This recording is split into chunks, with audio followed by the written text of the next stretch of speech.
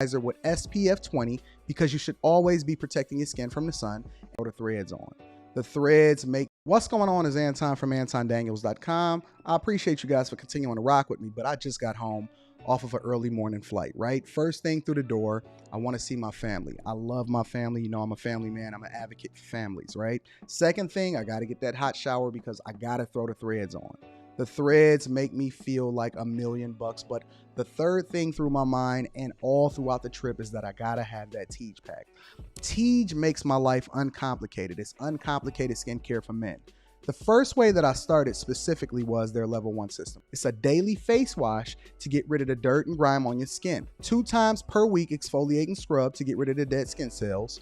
An AM moisturizer with SPF 20 because you should always be protecting your skin from the sun, and a PM moisturizer to help your skin stay hydrated and healthy throughout the night. Here's the thing. My favorite part about Tiege Hanley is that every box comes with an instruction card that tells you when to use each product, how much to use, and in what order. They really making the process of achieving and maintaining amazing skin for men uncomplicated. In addition to amazing skin, members of Tiege Hanley get tons of benefits, including at least 20% off the retail price, the ability to customize your box, exclusive monthly deals, you can pause and cancel at any time, and you get free shipping. And because Tiege Hanley is sponsoring today's video, they're offering my viewers an amazing deal, right? Just click the first link in the description and you get 30% off your first box, plus a free gift. It's an amazing deal. You got to get started today. You're not out here trying to look like a dusty. And if you travel as much as I do, which I'm sure most people don't, but you know me, I'm pushing my bag chasers in order to be in the top 5%, top 10%, top 1%. We got to make our lives uncomplicated, and Tiege Hanley is no better product. You got to look good. You got to smell good. And you can't be looking like a dusty. Make sure you get started today. Click the link in the description. Get that Tiege pack. Feel the Tiege, my friends.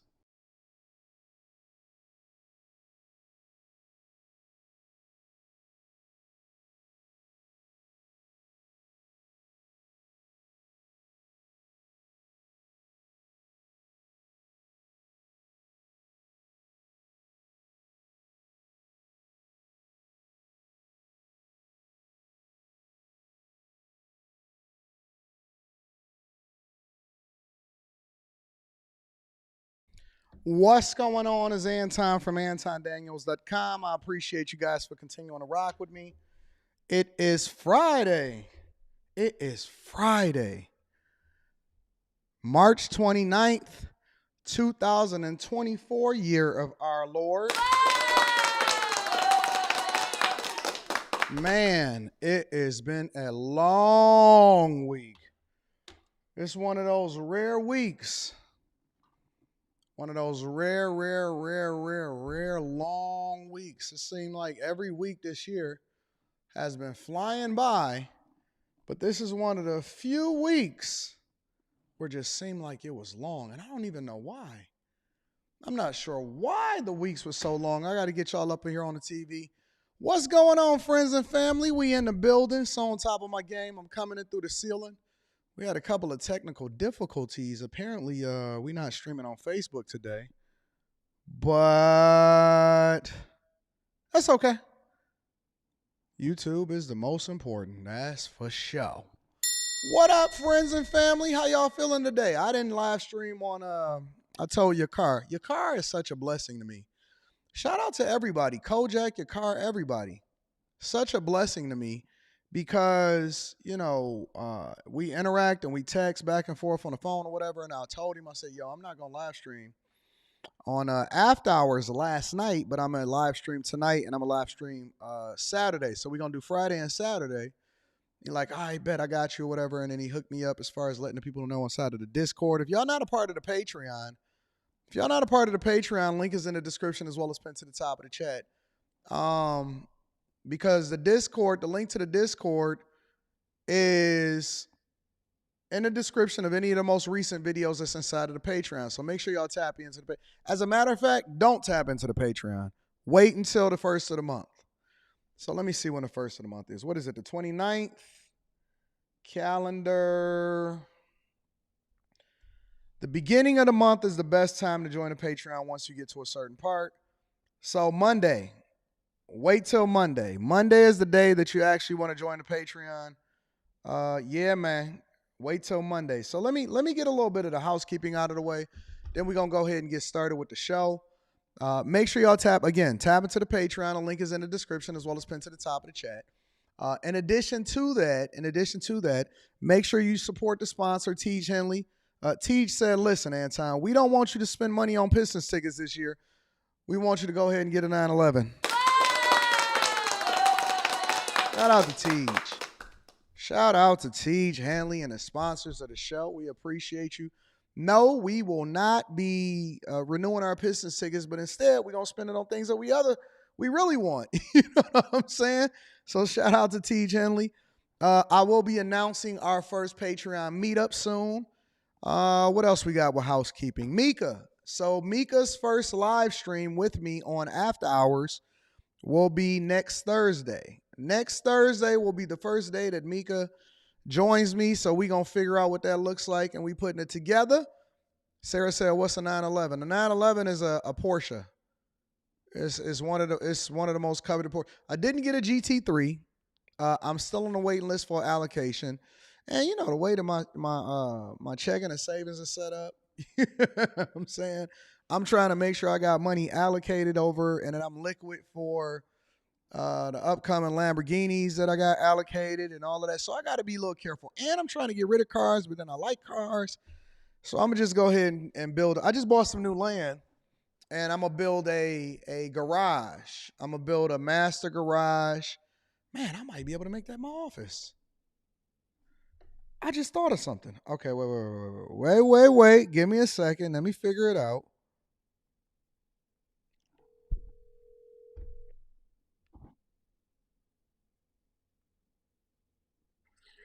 Hello. Hey, you busy? Just sitting under the dryer at the shop. Always getting pampered.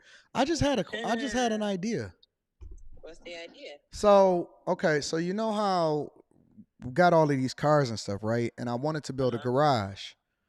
But what I was thinking is if we take this land and we build like a master garage to start housing all of the cars that we buying, but then it could also be like my studio, and we could just build it up from scratch now that we had the knowledge, and we can use the architect to design it for us. You know what I'm saying? Like have the downstairs area as like the carport space, like where we have a bunch of cars, but then have like the upstairs part to be like the content creation area, and then you know what I'm saying. We just make it like a whole spot. That is a good idea, but the only question I would have is that the area that you want your studio to be in? Which one?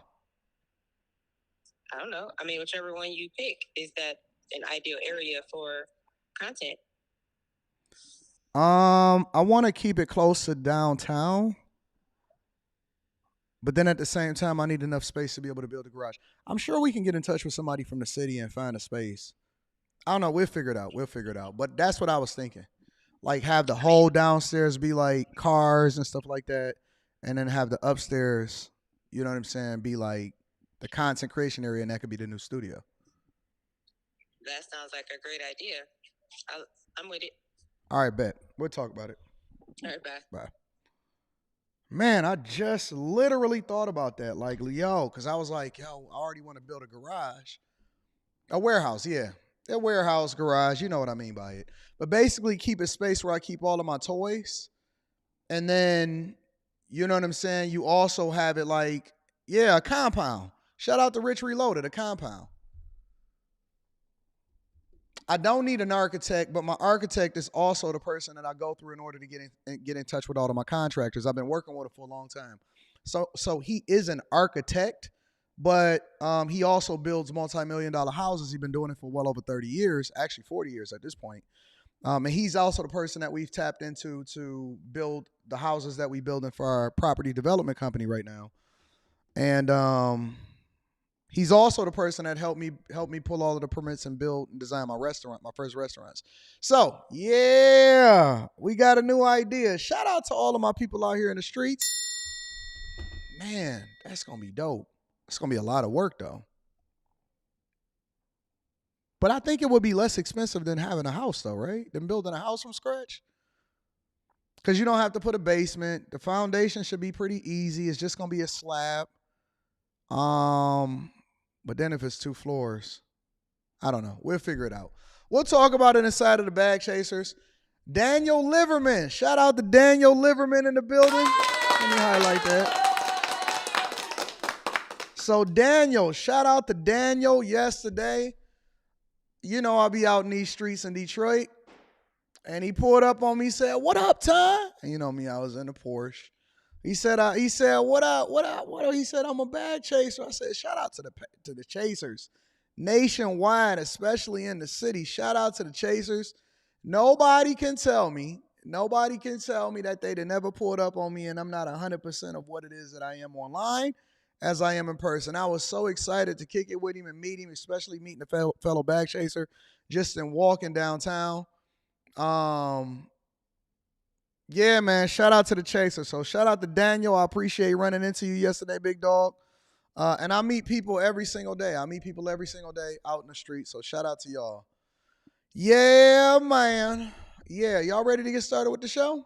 Jennifer, I'm okay. I'm doing well. How y'all doing today? Everybody doing good? 40,000 square feet. That's a lot. That's a lot of land, especially to find within a city. See, that's the one thing. That's the one thing. Tia Marie, I agree with you. Yeah, the location is important because you got to spend a lot of money and a lot of time on make sure you source all of the land and that it's zoned correctly. And, you know, it's a lot of that. It's a lot of that going on. So we're going to figure it out. We're going to work it out. It's just an idea.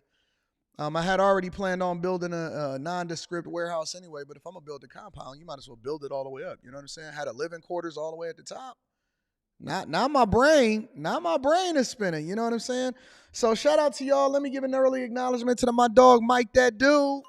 Mike That Dude always holding me down on Cash App. Thank you, Mike That Dude, for supporting the platform, big dog. Also want to give a shout out to my dog, Michael. Hey, Michael has been consistent too. Shout out to Michael. I like to call him Mike Cal, right? Mike Cal. Shout out to Mike Cal. I want to give an acknowledgement to a couple early super chatters. The professional yapper says this is the Millionaire Morning Show at this the Millionaire Afternoon Show at this point. Shout out to the streets is watching. I appreciate you for tuning into the live stream, big dog. Welcome to the show. Michael Johnson says, "What Ross saying my 911? Yo, we gonna do what we do.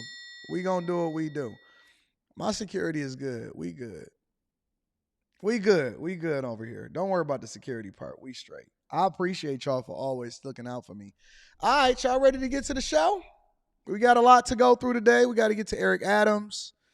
We got some tragic stories that we're going to get to in quick hits. The Diddler. Shout out to Diddy. We got the live stream tonight. And Will Smith.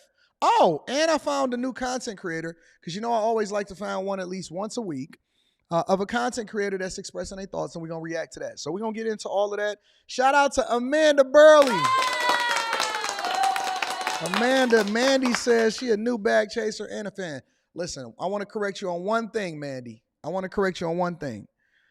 know you said you a new bag chaser, but I also want to correct you and say that you're not a fan. We don't do fans over here. We only do friends. Everybody that is a chaser, everybody that interacts with me on a regular basis, I pay attention to my people that's in the chat. Chat lives matters. We get to it. We don't do fans. We not Hollywood like that over here. We real people. We meet up in real life. We kick it with each other. You are friends. You are my friend. You're not a fan. You a friend. So anybody that meet me in real life, when you give me dap and you say what up though, and we kick it and we chat and I talk back and forth and I ask you what your name is, see the people welcoming you already? Hey, y'all welcome Amanda and all of the new bag chasers into the friend zone. We are friends. We don't do fans. We friends in real life. All right? Shout out to Patrick BTV. Get to it. Welcome to all the friends. I also want to acknowledge my guy. Shout out to Mr. Lot, says, got my first rank promotion in my Thai class yesterday. Made more money in quarter 1 than in quarter 4. Now, this is one of my favorite bag chasers. We got people competing in the bag chasers to make sure that they're the bag chaser of the year. Says, thanks for the continued coaching and content as always. Absolutely. Shout out to my dog, Matt, Mr. Lot, a fellow Detroiter, getting to it. Yeah. Shout out to my bag chasers running up a bag. Listen, I know everybody tired and broke out here, but it's different for us. We celebrate each other's successes. We win, and shout out to Mr. Lot. You are absolutely appreciated, my friend. J. Ben says, reinforce the slab if from scratch, so that you can put your 2 to 4 post lifts in there. Have a friend that's running that exact setup is dope. Yeah, man, we gonna figure it out. We gonna figure it out. Chase Barnes says, happy Good Friday. Shout out to Cartez Cookies. I ordered my second batch this morning, and the people love good quality as well. I finally ordered that had it arrive. Yeah, we love each other. We love each other. You ain't hit the link in the description, big dog? We'll get there. I'll figure it out. More Than Mellow is in the building, says, how did you manage your health while working and going to school? I find myself getting sick quicker from sleeping and eating less, down 10 pounds. Well, if you want to be absolutely honest, I will tell you that for some of us, it's only 24 hours in a day. And now I am starting to focus more on my health. But when I was working 2 jobs and going to school and running my business, I will tell you that I had to take like a month and just focus 100% on my health and losing a bunch of weight, and then developing new habits, because my health actually suffered significantly. During the time that I was focused 100% of my energy on successes and trying to get it, and I'm gonna just be honest with you. I'm not gonna sit here and tell you the stuff that these Instagram influencers tell you. My health is the thing that I put on the back burner. That was the thing that I cared the least about. I didn't care about sleep. I didn't care about working out. I didn't care about anything. The only thing I cared about was being successful. Now I am focused so much of my energy. I work out every morning. Yesterday I did a swim inside of my building, but I will tell you that my health suffered. And so I think that what you have to do is you have to develop a really, really, really good calendar, and you got to go by it. You have to develop a calendar. If I had to do anything differently, I would embrace my calendar more, and then I would actually schedule time for me to sleep more and to focus a lot of my time on my health. My health actually suffered significantly. Dante, hit the link in the description to get to the Patreon. Select the middle tier, because the other 2 is already sold out, and then you'll be able to join the bag chasers. So my health actually suffered. I think that you have to make sure that you manage your calendar so that your health don't suffer. I did, and I knew that it was suffering, and I was just willing to make that sacrifice because, I just wanted to be successful more than I cared about being fit or sleeping or any of that. And I think that stuff is important. I'm not discounting it. I'm just telling you the truth. So something had to suffer. Something had to suffer. My relationship suffered, which that wasn't a bad thing, because it was the people that wasn't supposed to be with me. They fell off anyway. I prioritized my daughter, so I made sure that I was at all of her events, that I was very much home every night, that I worked from home and all of that stuff. And I will say that I've never actually been on like a honeymoon or anything like that. I didn't. Like, I will say that, and that's what I tell people a lot of times, even when they say that they want to be with these men that are successful and these high value men and stuff. You don't know what comes with that.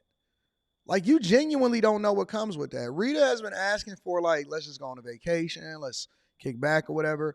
And for 20 years, I've been like, nah, listen, we can go out of town, but I'm still going to have to do this. I got to take care of that. And so, in order for her to even be able to spend time around me or with me, she's basically said, listen, I want to come work with you. I want to come work for you, because even today, there's times that I don't make it home. So, you know, you got to pick and choose. You want to be successful or you want to have friends? You want to have a whole lot of friends and party a lot? You want to be successful or you want to spend all of your time up under women? You want to be successful or, you know, going out to the bars every night and stuff. And so you're going to have to pick. Sometimes there's stuff that's going to, you know, be put on the back burner. I'm just telling you the honest to God truth. There's some stuff that's going to be put on the back burner. All right. Let me read a couple more super chats and shout out to More Than Mellow. That's a phenomenal question. Glad I was able to be honest with you. Dante Handyman says, how do I join? I tried don't Patreon, but couldn't find a group. The link is in the description or is pinned to the top of the chat for you to actually tap into the Patreon, big dog. Somebody guide him. Somebody put that in the chat, the Patreon link, please. Appreciate you. Mr. Lolita Gore says, no wrench, Anton? Oh, I got you, baby. Don't worry about it. I'll get to you in a minute. Let me get to the quick hits, and then I'm going to give a couple wrenches out for the day. Shout out to you. Appreciate you. Lolita. Shout out to Angry Black Veteran with the super sticker. Jay Johnson in the building. Shout out to Jay Johnson. Bag Chasers. What up, though, coach? I'm trying to be coach, too. I'm ready when you are, OG. Shout out to the Patreon gang. By the way, that bear down stock video had more game than PlayStation. If y'all not in a stock club inside of the Patreon, y'all honestly, seriously, y'all literally missing out. Seriously, big respect to you. Email me at antondaniels413@gmail.com. Your car just put my email inside of the chat. Shout out to your car. I appreciate you, big dog. Absolutely. Slan sells cars. Hello, Anton. I'd like to set a consultation on how to grow my channel. Email me at antondaniels413@gmail.com. And then More Than Mellow says, you've been helping me and my family. Thank you. Shout out to More Than Mellow. Y'all ready to get started with the show? Listen. I'm going to read the super chats throughout the show. But we got to get there. So I appreciate the opportunity to be able to be transparent in front of y'all. Again, remember, we got Stock Club tonight. I mean, not Stock Club. What's the name of it? After Hours. After Hours is tonight. That's going to be popping. And we're going to get it in. So After Hours is tonight. Let me see if I can get a couple people around. Lolita. Where's Lolita? I'm going to do 3 wrenches. I'm going to do my dog, J Ben. And y'all be careful with these wrenches. Don't get crazy with it. Please. I get my homegirl that. And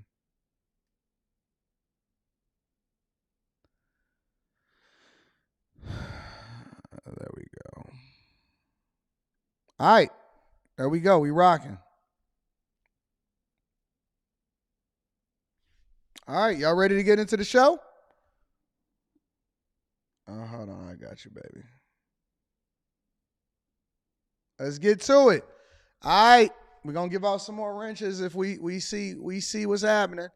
And then we're going to get it popping. All right. Be careful with the wrenches. I will remove them joints if y'all get a little crazy with we let people rock out over here unless they get disrespectful. So just be careful. All right. Be careful. All right. Let's get to it. Y'all ready to get into the show? Y'all ready to get it rocking? Let's get it rocking. I'm going to read these super chats throughout the show. We're going to get it popping. But first, we got to get the quick hits, y'all. Quick hits is a segment of the show that we think we have to make sure that we bring people to the front of the congregation, and we got to let y'all know what's happening out here in these streets. All right.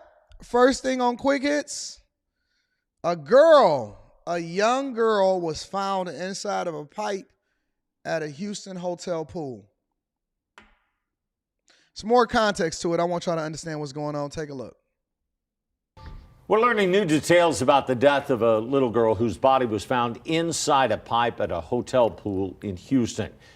8-year-old Aaliyah Jaco died last Saturday after she was sucked into an unsecured part of a DoubleTree hotel pool.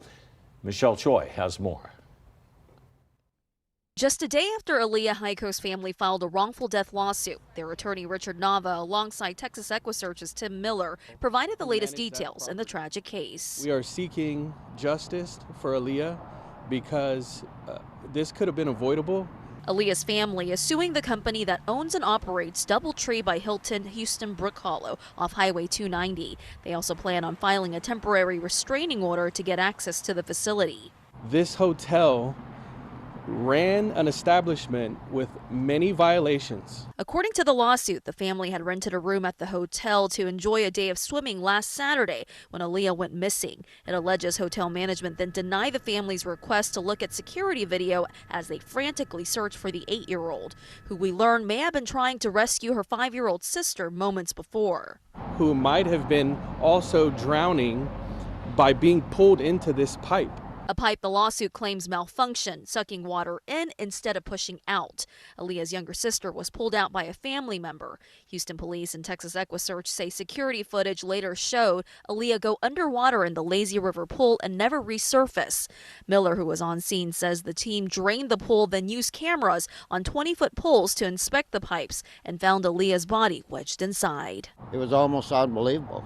The details of what happened next is difficult to hear, but Nava says is important to the case. Her poor little body was contorted when she was sucked into this hole and pipe 20 feet back. They had to break up concrete in order to extract her. Aaliyah's mother has since posted on social media photos of her daughter and this heartbreaking message. "Thank you, my love, for the 8 years you gave me by your side." That's crazy, man. Look, man, keep an eye on y'all children. I'm not going to blame it on the parents. I know some people isn't in the chat is saying the parents have some responsibility for this. Nah, not this time, man. Not this time. Not this time. Not in my opinion. They booked a little trip, a little staycation in order for the kids to be able to swim in the pool and be able to have, a little bit of a getaway. And what wound up happening is being tragic. What I can't understand is why would they have a pipe that big inside of a pool? Makes no sense to me whatsoever. Yes, they should have been watching a child, but at the same time, it could have happened to anybody. It's just tragic. It's tragic. In situations like this, I don't think that we should be playing the blame game. I think that we have to more or less focus on how you can prevent it from happening again. And it goes without saying, a hotel has to be held accountable for that. That's what happens when you're a business owner. Hope they got good insurance. Hope they got good lawyers, because you know that lawsuit is coming. So, yeah, man, rest in peace to her. Rest in peace to the young girl. To know that the little girl body was contorted, that just sounds like torture. And drowning at the same time.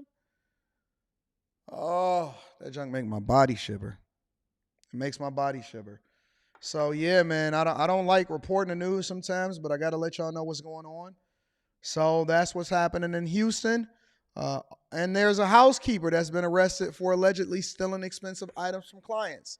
Got some thoughts on this. Wanted to share this with you guys. And on to a crime alert tonight. A woman hiding from our cameras as she walked out of jail accused of stealing from homes that she was hired to clean. And tonight we're hearing from one homeowner who says he caught her in the act. Local 10's Cody Weddle is live in West Miami-Dade with the details. Cody. And Calvin and Nicole, after our reports aired about this woman, another man came forward to say Kaplan had... Let me say this about a lawsuit.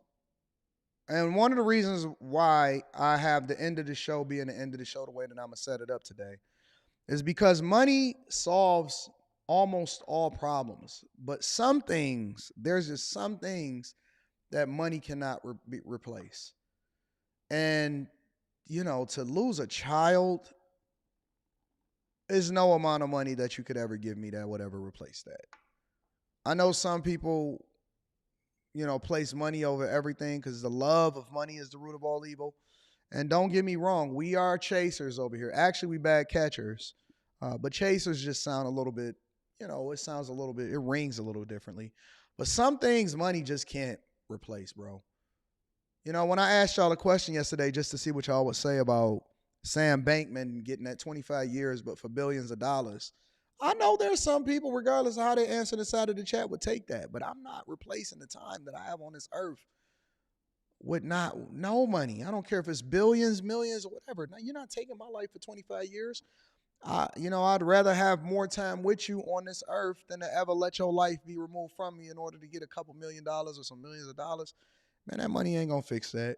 It ain't no amount of money that's gonna fix the pain and the hurt that they probably experiencing right now and grieving over that little girl. So money don't fix it all. I mean, the lawsuit got to go through the lawsuit, and I just look at that as a formality. That's just what has to happen because somebody got to pay for and be accountable for what happened. But ain't no amount of money that could fix that. Also stolen not from him, but from his children. They say you stole watches and whatnot. 37-year-old Rebecca Kaplan bonding out of jail Tuesday evening, covering her face once she realized who we were. Grand theft in the second degree. She's accused of using her position as a housekeeper to methodically swipe pricey items and cash. There could be potentially more victims. In February, a woman and her elderly mother reported the thefts to Pinecrest police. The missing items, a $50,000 Rolex watch, possibly like this one, stolen from a jewelry chest. Also thousands of dollars in cash. Detectives tracked down some of the items to a pawn shop near Cutler Bay, where the manager identified Kaplan as a frequent customer. That $50,000 Rolex watch was pawned for just $3,000. Let's stop there. If you're a frequent customer at a pawn shop, that means you a thief. If you always going to the pawn shop in order to sell something, you're a big thief. Big thief. Big thief. Either you a heavy gambler or you a huge thief. It's only one of the two. Crackhead, well, let me add a third one. But crackheads be stealing too. So either you a crackhead, you a heavy gambler, or you got a huge theft problem.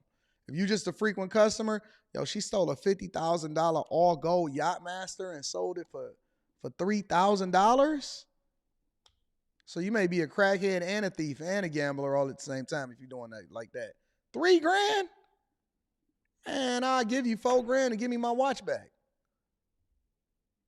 Stealing from kids, is just where I draw the line. Another Pinecrest resident, Tom May, says he caught Kaplan stealing from his children's belongings, sharing this photo of some of these stolen items. He says when he confronted her, she returned some of the cash and items, but had pawned much of it. This woman has been a maid at our house for almost a year, and she methodically has been coming into our house unbeknownst to us, stealing various items. So you know the allegations. Kaplan now facing a felony charge of grand theft.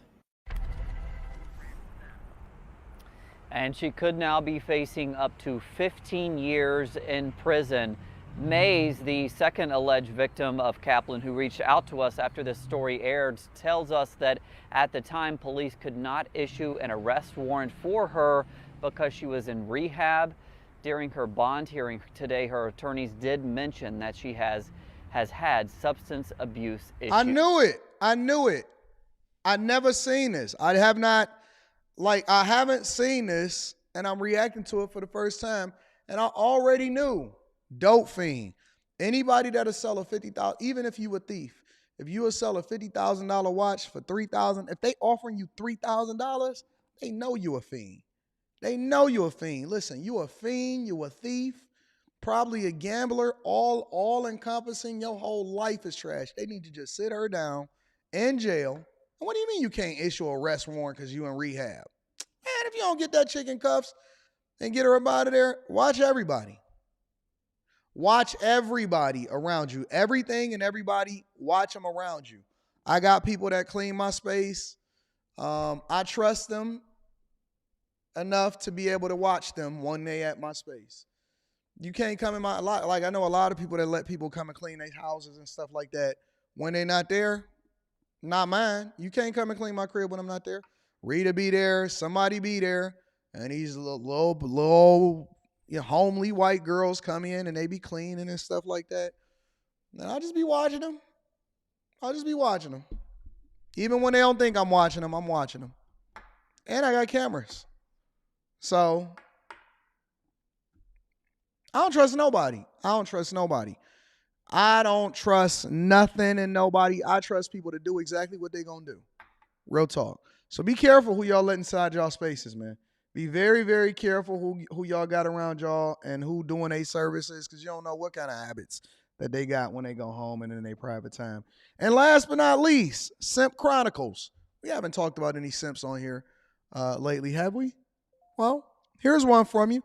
And this guy was so much of a trick and so much of a simp that he was a CFO allegedly, apparently. I haven't seen this one yet either. He was a CFO overseeing homelessness and funds over homelessness, the chief financial officer, and he was stealing from the resources that was supposed to go to homeless people in order to spend it on his plastic girlfriend. Got to take a look at this one. A company that converts motels into homeless housing is facing a major lawsuit, and now there are new explosive claims made against a former executive. Inland Empire Bureau Chief Rob McMillan has details behind the lawsuit. Project Homekey, a state effort to turn old hotels and motels into low-income housing for the homeless. Now, with many of those properties in foreclosure, the developer of those projects is suing their former CFO, Cody Holmes, accusing him of embezzling millions of dollars to fund an extravagant lifestyle for he and his ex-girlfriend, Madeline Witt.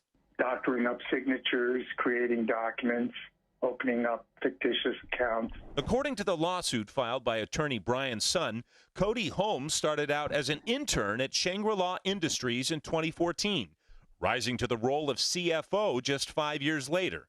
The lawsuit alleges that unbeknownst to his boss, he was siphoning away millions of dollars for the use of he and his ex-girlfriend, including the rent on this 6,500 square foot mansion in Beverly Hills. Jesus The Christ. complaint alleges that he used significant portions of the funds he embezzled to purchase exotic cars, expensive real estate, expensive accessories such as very, very expensive handbags for his girlfriend, Birkin bags. But while Shangri-La is the plaintiff in this lawsuit, they're the defendants in another lawsuit filed earlier this year by state housing authorities because of what happened. The whole situation leaving Project Homekey tenants in limbo. They gave us notices on our doors saying that we might get evicted. Residents at Project Homekey properties in Redlands and San Bernardino telling us last month they're worried they could be forced out and end up back on the streets, all because of greed. Somebody took that money that it was for the benefit of the poor, and it just disappeared. Shangri-La Industries seeking more than $40 million in damages from Cody Holmes and Madeline Witt. That's crazy. If the money's not gone already. We have significant concerns that Mr. Holmes is dissipating the assets that he absconded with, turning them into cash, and then possibly moving them offshore, moving them in a way that would not be reachable to his creditors. We were not able to reach either defendant for comment. Hello, Listen, man, you got to be an evil person. Money make people do some crazy things. And that's why I'm a huge advocate for developing character in addition to making money. Money alone does not make you a better person. And we have a real problem with that in our culture, in our community, and that we believe that because somebody got a bag, or, man, they got money, or they got rich, or, oh, man, they can have a whole lot of kids even though they're an absent father, just because they're able to take care of the kids or they're able to take care of the money. Man, look, man, you got to be an evil person, a super evil person, to rob from resources that ultimately is supposed to go, and up to $40 million. He said, we're going to go all the way in and spending it on hoes. Man, you can't get, look, man, you can't get $1. You know, let me also say something too before we get off of quick hits. I also believe that nonprofit organizations, whether you're a church, whether you're supposed to be helping the homeless, Chicago, diversity, equity, and inclusion, stealing from the migrant crisis, whatever you do, I believe that these nonprofit organizations there needs to be more stringent accounting rules, transparency, all of that. Because I'm telling you, the scammers and stuff, they gonna do what they do, and the police and the FBI and the people need to be vigilant because we know who they are, but we have to make sure that we vigilant about catching these dudes. But the real scammers are the people that's working for these nonprofit organizations, and the majority of the resources don't go towards whatever it is that they're supposed to represent. Man, I read a report the other day about this one nonprofit organization where they say that over 90% of the resources go to administrative costs. Over 90% of the resources go to administrative costs. And then people be like, yeah, I'm about to get a job at a nonprofit. And it's like, I understand the need to employ people or whatever, but shouldn't we be limiting? I don't know. These nonprofits and whatever these organizations are, I look at them with a skeptical eye at this point. That's why I pay my tithes to the people. I invest in people's businesses. I pay my tithes to the people. I'd rather give it directly to the people. And what you do with it after that is on you. But it's crazy. Anyways, ladies and gentlemen, that's your quick hits. Let me read a few more super chats, and then we're going to go ahead and get it popping with the show. Cartez Cookie says, Anton, you ain't lying. I lost women last year when I said my bag is first, and they didn't believe me. It seemed like they should have stuck around. Man, listen, if a dude tell y'all, hey, listen, my bag is first, I want you to say, yes, daddy. If a dude tell you that my bag is first, you know what I want you to say? Yes, daddy. The biggest red flag for a woman, I might need to say this for after hours. This is the Millionaire Morning Show. We're going to talk about it. The biggest red flag for a woman should be a man that places her first, that says, you come first, baby. I know it sounds crazy, but I'm telling you, no real man or no man that's about or taking care of his business should be prioritizing a woman when a woman is literally the beneficiary of what it is that he accomplishes and grows into. And so if a woman finds a man that's ultimately focused on his bag and he said, listen, I can't put you first because I got to take care of this business, you got to understand that he actually is putting you first by taking care of the business because you're the one that's going to ultimately benefit off of his greatness. Come on, man. Give me a round of applause. If a man sit there and tell you, baby, listen, you all I care about. I give up everything for you. That's the real definition of love bombing. Because listen, I promise you this one thing. If I ever am not married for whatever reason, which that's not going to be a thing, I promise you this one thing. This I promiseth, E-T-H. This I promiseth to you, ladies. To any of my potential suitors in the future, if I'm ever by myself, I promiseth you this. You will never come before my bag and my purpose. Any woman that's ever going to come into my sphere, you need to understand this. The value that I see in you has to align with whatever it is that I'm taking care of from a financial perspective and my purpose. I will never, under any circumstance, place you aboveth the bag. And I only say that to you because I love you. I love you, so I cannot place you aboveth my baggeth, because the baggeth, nobody gonna be happy if the baggeth it's not acquiredeth. You know what I'm saying? No, baby, I love you. That's why I am going to get the bag. That's why you got to stay home. You know what I'm saying? Go ahead, sit home. Kick your feet up. Got new couches, new rugs. Cleaner gonna come through, make sure everybody is taken care of. But nobody cometh aheadeth of the baggeth. No human being. No. Anton 3:27, baggeth cometh before the womaneth. And they should love you for that. I am married. E-man, you didn't hear what I just said? You didn't hear how I prefaced the conversation? Don't worry about it. I know I'm a C student, but shout out to my D students. Let me read the rest of these super chats and we gonna continue forward. Kay Cooper says, Anton, I've been rocking with you since 2020. Where my wrench? You got your wrench, girl. You got your wrench. All right. Dre the Dream. Shout out to Dre the Dream says video game controller. Oh, he hit me with the super sticker. Shout out to Dre the Dream. Shout out to Dre the Dream. I love you. Dante. Hey, Dante says, is Patreon where the bag chasers go to? Absolutely. Those are the bag of chasers, okay? That's what I'm trying to join. I major in finance and I'm 27. Yeah, Patreon members, bag chasers, and link to the Discord is in the description of any of the most recent videos inside of the bag chasers. That's where it is. And then email me at AntonDaniels413@gmail.com. Shout out to Key to E. Yeah, the Book of Anton. JP says, AD, San Francisco, California, swore in a non-citizen Chinese migrant into their election commission. She doesn't even speak any English. What are your thoughts? Send it to me in an email so I can review it. I need to see the facts. I need to see what's reported. You know what I'm saying? I think that it's stupid if that's true, but we gonna get there. All right, y'all. Let's go ahead and get into the show. Quick Hits is over. Let's get into it. Eric Adams. Let's start there. Eric Adams was confronted by a man. Y'all sent this to me in my email, but also New York. New York, you gonna come up with all of my quotes and put them together? Travis Slade.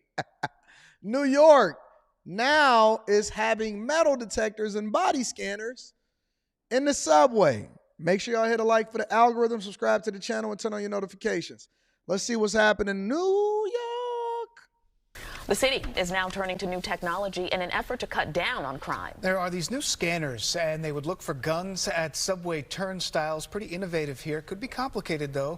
When practical, you try to implement it. Good Day's Lizette Nunez is live in Lower Manhattan with the very latest. Lizette, how are they going to try to do this? Yeah, so this new technology is slightly different than your average metal detector. So you would just walk through, but you're allowed to keep things like your wallet, your keys, and your phone. And it will specifically be looking for weapons. So we already know that certain locations already have it, including Citi Field. And it could be just a matter of months before we see it inside the subway system. So his phone is on the left, the gun is on the right. That box there is showing you where the gun is. New York City is looking to test out technology inside the subway system. These new body scanners by Evolve Technology help detect weapons. We are going to use technology to identify those bad people who are carrying bad weapons. The goal is to help drive down crime and ultimately make New Yorkers feel safe on the subway. The technology is not inside the train stations yet. The city has submitted a report which starts off a 90-day waiting period before these scanners can be officially used in a pilot program. The NYPD demonstrated how it would work. If the scanner beeps showing a weapon, officers will be allowed to search that one pocket or area where the weapon is believed to be. City leaders did not say how much the pilot program is projected to cost, but Adams says he's looking at different funding revenues. We could reach out and get Homeland Security money from the federal government. We believe that we could get some local businesses who would just sponsor the devices in their train stations. The Legal Aid Society says they do have concerns over false positives and people being wrongfully accused of carrying a weapon. Okay, hold on. Wait. We're not going to do the diversity, equity, and inclusion thing here. We not. People getting pushed, because I see some of the people in the chat, they disagree with it. They saying, this is BS. Come on, fam. Tia Marie, I seen Eric Adams show up on the Breakfast Club. I thought about reviewing it. It'd be so difficult to get the Breakfast Club to approve certain things or whatever. I might pull it up on After Hours tonight or tomorrow. Or maybe I might even do a little special live stream tomorrow. I don't know. We'll see. But we're not going to do the diversity, equity, inclusion thing. People is out here committing super crimes in New York subways. And I'm all for anything that creates a safer environment for people to be able to do what they got to do and take care of business. Stop it, bro. Oh, my God. It's too much. It's too invasive. Y'all go through more to get into a baseball game. Y'all go through more to get into a basketball game. You go through more to get into a football game. You can't even get into a sports arena without going through all of these body scanners and stuff like that, and you voluntarily do so, but then you're going to sit there and complain about the possibility of not being able to carry a pistol inside of the subway. What's wrong with y'all?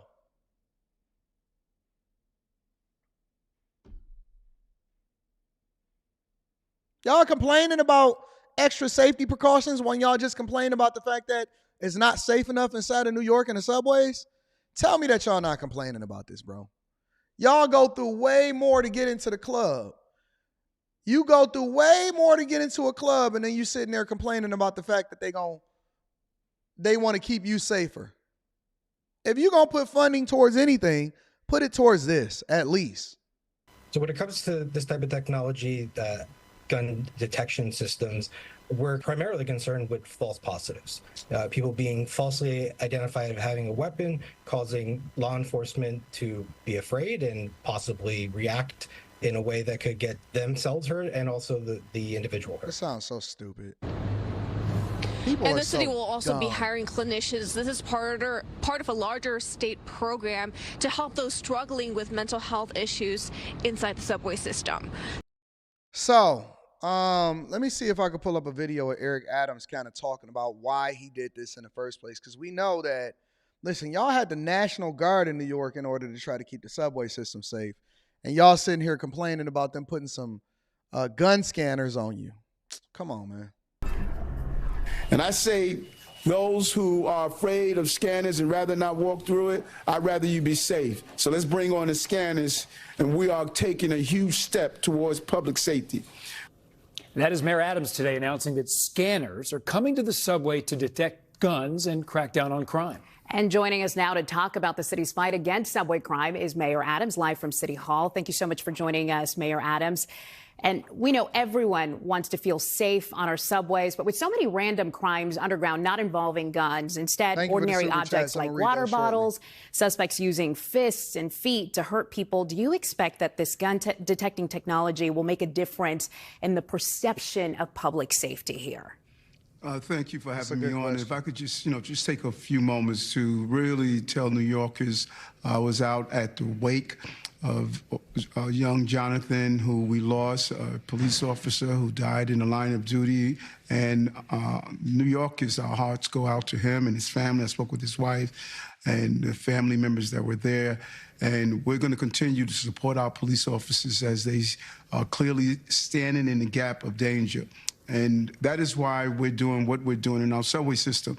It's more than just scanners. It is the infusion of those police officers. We saw an uptick in violence in January. We infused 1,000 officers into the system. We saw a double-digit decrease in February, double-digit decrease now here in March. It is a combined effort, and we roll out our Scout program that is going to deal with those who are having severe mental health challenges. And that's the focus that we're looking at in our subway system. Mayor Adams, I want to follow up on something that you said this week about that. Hey, on the low, he did not answer the question. He did not answer the question. Politicians are good. I think that this is a good program. She asked, people pushing feet, all this other stuff. How far does this go in the public perception towards safety of people going into the subway system when you're rolling out these machines? And he did acknowledge the police officer that was killed in the line of duty. And then he sidestepped every other question. But I don't know if these politicians are really paying attention or if they just reading from a script. Jesus. Random, deadly subway shove that happened at the 125th and Lexington station. Let's take a listen. The other day at 125th Street and Lexington Avenue, do you know we had 6 cops there? 6 cops. Platform, token booth. They were present. Bad guys no longer fear the police. They feel emboldened. So if police can't help solve the problem, what can you do about it? No, they are. Our police officers are doing the job every day, but oftentimes we fail to realize that the criminal justice system is made up of several different components. We're making our arrests. We're apprehending people. Even if they want to show a level of disrespect, we're still taking courts, action. the judges, even all to of that. fare beaters. Many of the fare beaters we're finding are carrying weapons. We found one earlier that had a 9mm weapon on them. The person who did that shooting on the train did not pay his fare. What we're saying to... Hey, that's wild. The dude, hey, you sitting there, you got a pistol, and you walking around, and you didn't even pay your fare to get on the train that you wind up shooting something. That's, hey, New York, hold this L. Hey, New York, hold this. The whole state and city of New York, hold this L. To know that the dude didn't even pay his fare, but he was over there shooting people and he could afford a gun is crazy to me. The criminal justice apparatus that includes everything from prosecutors to judges to lawmakers. Public safety is a combined effort, and we cannot think that it's only that man or woman who wears that police uniform. We're going to do our job. The other pieces of the criminal justice apparatus must do theirs as well. Mr. Mayor, with National Guard underground now, state police doing bag checks, what is your measure of success, considering that you said yourself that some criminals aren't responding to law enforcement at all? Well, the measure of success is to be clear with New Yorkers, I believe, several important points. Number one, we have a recidivist problem, not a criminal justice problem. Anytime you could have 38 people who assaulted transit employees arrested over 1,100 times, that's a problem. 545 people arrested for shoplifting were arrested over 7,000 times. That's a problem. And we have a real issue of those with severe mental health illnesses. And that is why we must be really proactive, get our state lawmakers to assist us. We're giving teeth to the Kendra's law that we can do involuntary removals. Many people push back. And earlier when I stated we needed to do this, now we're seeing the results on why we need to do it. That's what's impacting our city right now. These random acts of violence that's connected to recidivism and connected to severe mental health illnesses that is making us feel our city is out of control when it is not. This is the safest big city in America, and our subway system with over 4 million riders, we have an average of 6 felonies a day. We're going to get rid of those 6 felonies, but our police department is stepping up to keep this city safe. I have to say that I'm usually in disagreement of Eric Adams, and I'm always looking forward to holding politicians accountable for doing dumb stuff. But I have to say that everything he's saying is 100% right. I got to be objective. Listen, I love to beat a dead horse and say, oh, you're wrong and whatever, and hold them accountable because it's much more entertaining. It's much more entertaining to laugh at the bad reading or, issues or problems or the lawsuits or the dumb stuff. But I'm going to be honest with you. I have no pushback for Eric Adams. I think that the pushback comes to the people that keep on being hypocritical and saying, oh my God, the city's so unsafe. But then at the same time, you advocate against the police. You advocate all of the safety measures. You always want to get rid of the bail system, let them go back inside of the system and come out there and assault you. And then you don't complain about it until it's you. Until you the one that's getting pushed in front of the train and your family got to go out there and protest for you. Then that's when then everybody got to mobilize and we got to get Black Lives Matters back. How doesn't his actions match his words when he's literally rolling out? Listen, separate issues. Separate how he's handling the migrant crisis from how he's trying to keep the New Yorkers safe when it comes to the subway. Deployed the National Guard, got more police officers down there, arresting people immediately. Criminals are not getting away. They're trying to solve for the people that fare jump and all of this. What more do you want with regard to this specific issue? We got to separate it. Two things can be true at the same time. He could be doing a horrible job when it comes to becoming a sanctuary city, but then be doing a great job in trying to solve for the crimes that's happening within the subway system. What more do y'all want? So y'all not objective. So you just hate Eric Adams. You don't hate the job that he's doing, or you're not focused on the job that he's doing, but you just hate him in general. Come on, y'all. Come on. You got to take your emotions out of it. It's nothing that I seen that he said when it comes to rolling out this system that's wrong.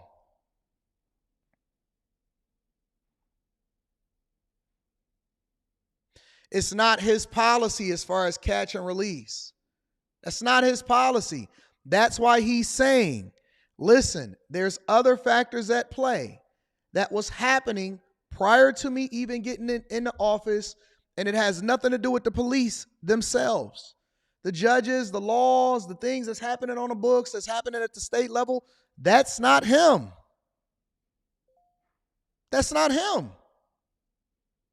So y'all, listen, y'all got to start separating it. You got to separate it. You can't just have it one way. Every time, hey guys, I want to put more police on the streets. I hate that. We going to deploy the National Guard in order to keep people safe and make sure that they checking people randomly. I don't like it. I don't like you. Oh, man. It's all or nothing. Well, that's the problem with y'all, because you don't get all or nothing, A-Done. That's the problem with our people. Listen, man. You can't have everything.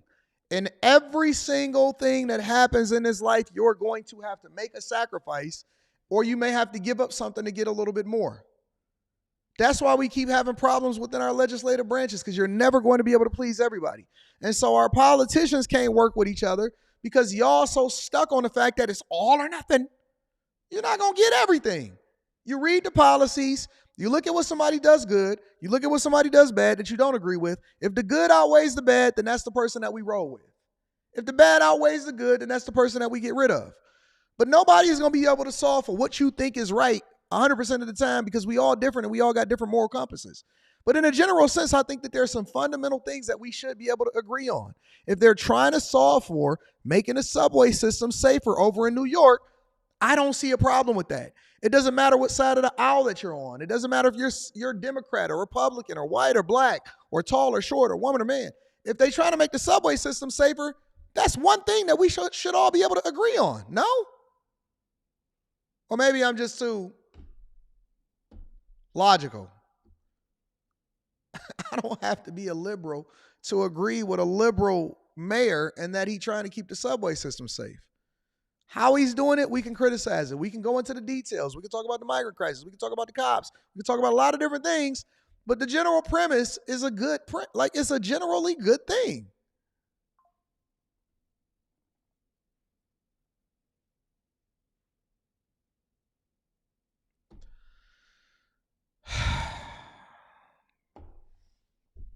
Maybe I'm wrong. I don't know. Let me read some of the super chats. You know, I like chat lives matters. So I'm always open to the possibility that I'm wrong, and I like to read y'all super chats, and I like to read y'all chats too. Glow Hardy says, I heard if you from New York and you touch the top of Eric Adams' head, I need to start reading these super chats before I read them out loud. You get 3 fresh pair of wheat Timberlands and a New York flat brim snapback. Y'all so ignorant. Somebody get Glow up out of here. No, I'm just messing with you. Leave Glow. That's a joke. Dante Handman says, I can't find a link for the Discord. I did nothing Patreon just now. The link to the Discord is linked in the description of any of the most recent videos inside of the Patreon. Link to the Discord is in the description of any of the most recent videos inside of the Patreon. Shout out to Sister. What up, Sister? Everybody ain't gonna get it to you. I got it. I got you. Shout out to Dante. King Stennis says, what up, though? Shout out to King Stennis. I appreciate you for the 2-ball. BY says, this is good money spent. I agree. I agree with spending money on this. Zach says they don't fear the police after they seen them get beat on by illegals and letting them go without any charges. That has nothing to do with Eric Adams. I hate the fact that I got to defend Eric Adams.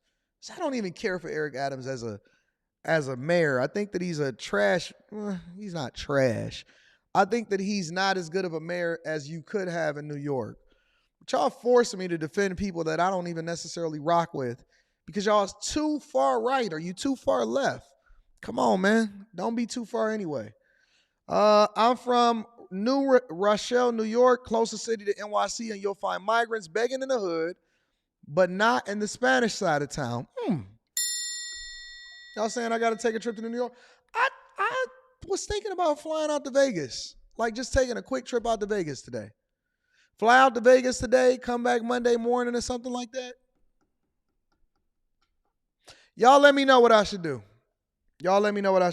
Kenneth Percival goes on to say, yo, big coach, easy on my state, sir. Rest in peace, Lou Gossett Jr. I love New York. Psych. I used to love New York, though. I like coming to New York sometimes. You just got to get in and get out. Get in and get out, big dog. Thinking about flying to Vegas today. Let me look up some flights real quick. Oh, Vegas.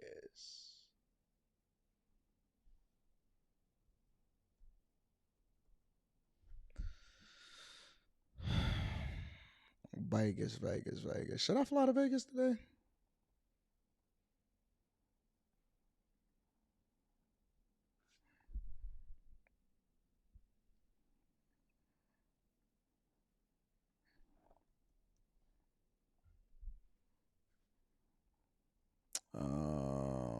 What's today? 29th?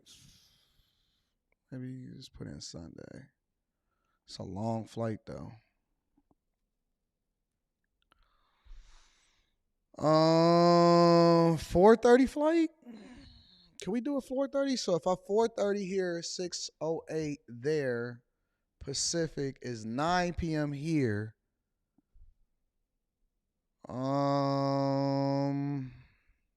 8 is 11:30. But I can get a lot of my stuff done on a plane. 4:30 flight?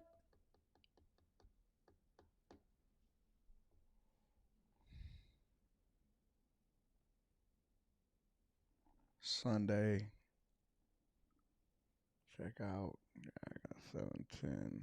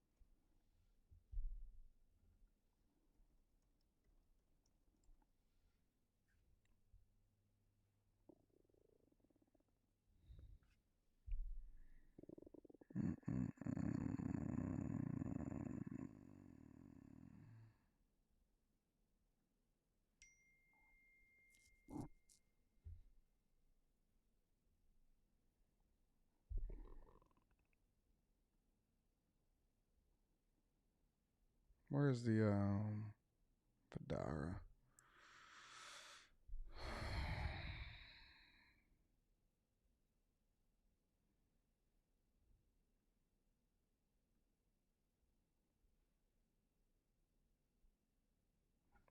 Oh, it's too late to check in today. I could fly tomorrow. Get it comped.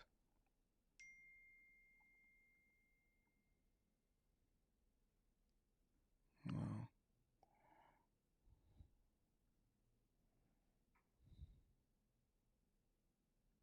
Come back Tuesday.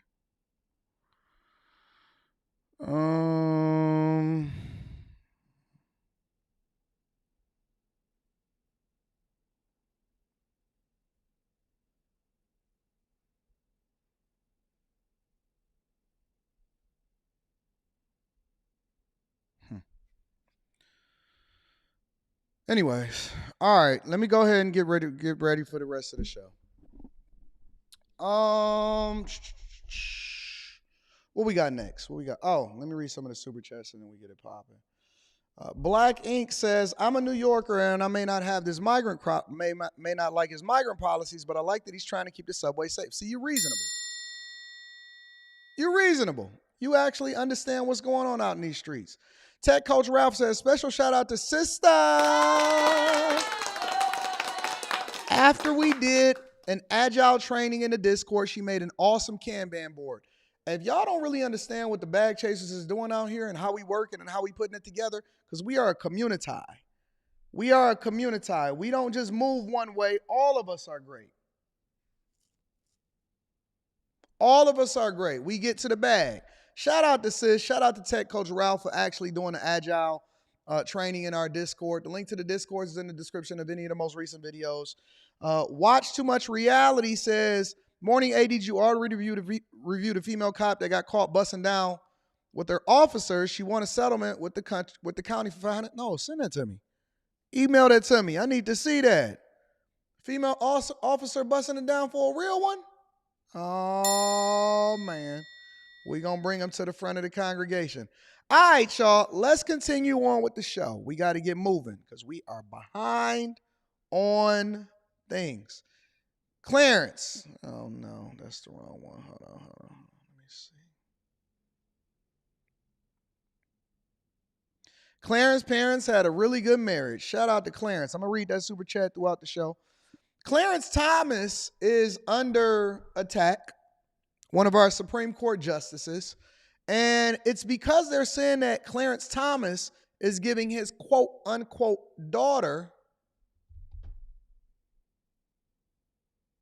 Shout out to Janae. Appreciate this channel. Even though my opinions may be unpopular, this channel has been respectful. That's because all chat lives matters. We don't want to exist in a vacuum. We don't want to exist in an echo chamber. We don't all just want to agree just for the sake of agreeing. If you disagree with somebody, it doesn't mean that.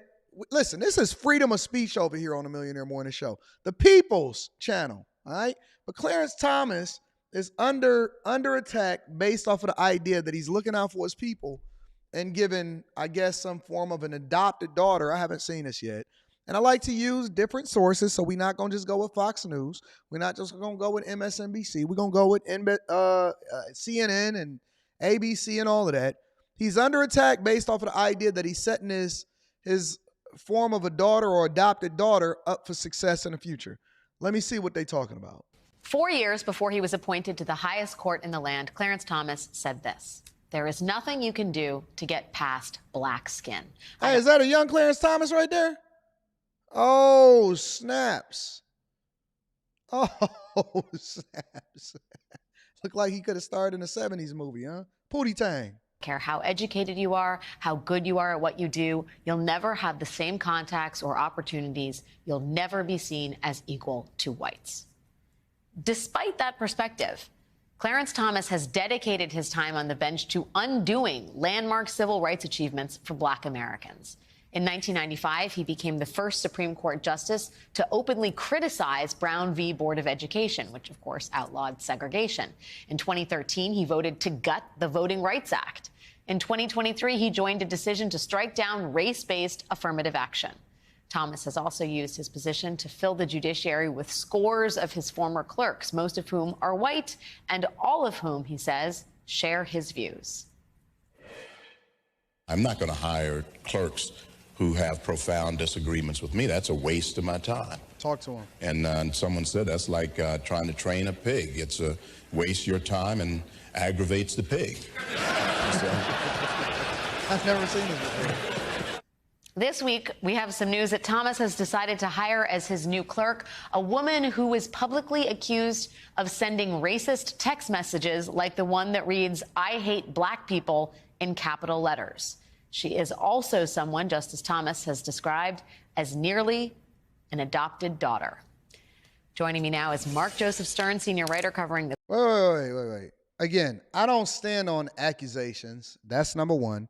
Number two, people evolve and they grow as they get older and they have different perspectives, or they're allowed to change their mind based off of their life experiences or whatever it is that they stand for. Look, I cannot sit here and hold somebody accountable for an opinion or a perspective that they had back in the 60s and the 70s. As a matter of fact, I'll tell you that some of the most conservative people that I've met in my lifetime as far as mentors used to be incredibly liberal.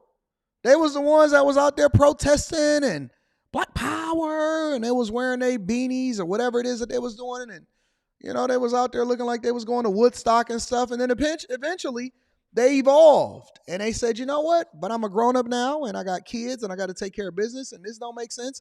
And they're pushing their thoughts on us, and what we thought was feminism back then or what we thought was rights or justice actually was kind of stupid. And we was 19 and 20 and we was in college. But now that I'm 30 and 40 and 50, I think differently. So my question first becomes, are you supposed to have the same perspective that you had at 20 when you are now 50? That's number one. Number two, how can we hold somebody accountable for an accusation? Because what she said was an accusation, not necessarily something that was true. So anybody can accuse you of anything. And is that what we use in order to justify whether or not we want to throw you under the bus? Let me hear what else they got to say. The courts and the law for Slate Magazine. Mark, it's great to see you. I don't know where to begin with the racist text messages or the nepotism. Let's start just because there's a lot to talk about in the nepotism category. How unusual is it to hire a Supreme Court law clerk who once lived with you? It is extraordinarily unusual, essentially unheard of since the olden days when the justices lived at boarding houses in 1800s Washington. This is new territory, and I think it really shows just how enmeshed Clarence Thomas and Ginny Thomas are with their professional networks. Crystal Clanton came to the Thomases as an assistant to Ginny Thomas after she was pushed out of Turning Point USA for being too racist, and then grew into not only a confidant to Ginny, but also a friend and nearly adopted daughter to Clarence. Now he's elevating her to a clerkship, which positions her well for first a $500,000 bonus if she enters private practice, and about 10 years down the line, a judgeship under a future Republican president. So this sounds like a well-played poker hand to me. Listen, man. We got to be realistic here. How many of us, I know that's not his real daughter either, how many of us actually leverage our network? Ain't that the whole reason why y'all joined some of the organizations that y'all joined? Is because of the networking opportunity? Isn't that the reason? Look, how many of y'all went on a job interview and the person that they asked for a reference for was actually a relative?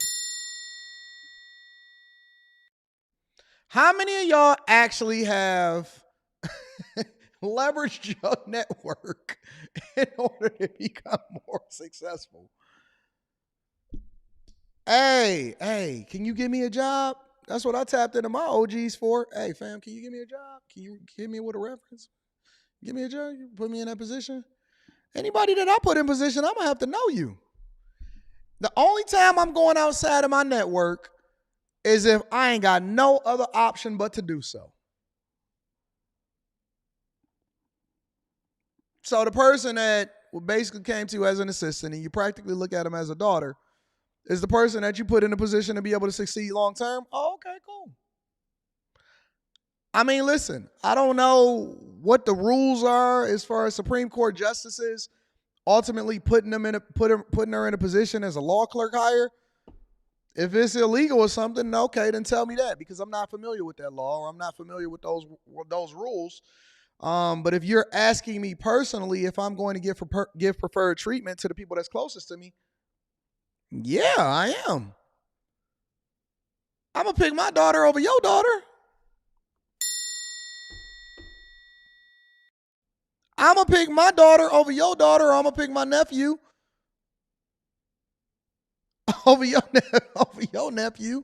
Listen, if my daughter and your daughter go into an interview with somebody or somebody's company that I know, and I know them and I can give her a leg up, you don't think that I'm going to make the phone call? I just want us to be realistic. I just want us to be realistic. You don't think that I'm going to put in the word and say, hey, make that happen? Or am I too off? Do I exhibit too much nepotism? I don't know. I want to hear what they got to say. Stakes are very high, and in part because of that, justices usually go out of their way to hire based on merit to ensure that they are not just picking their friends and family. Obviously, Clarence Thomas does things differently. Clanton may be the most extreme example of that, but she's not the only example. Well, and you're right. It's important to point out what these clerks then go on to do, because in the immediate, it doesn't seem like a good idea to have a law clerk at the Supreme Court who's texted, "I hate black people," just for what that does to the court. First of all, it was an accusation. Let's not say that.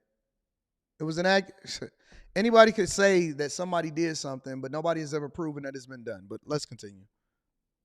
Which is suffering from a major PR crisis at best.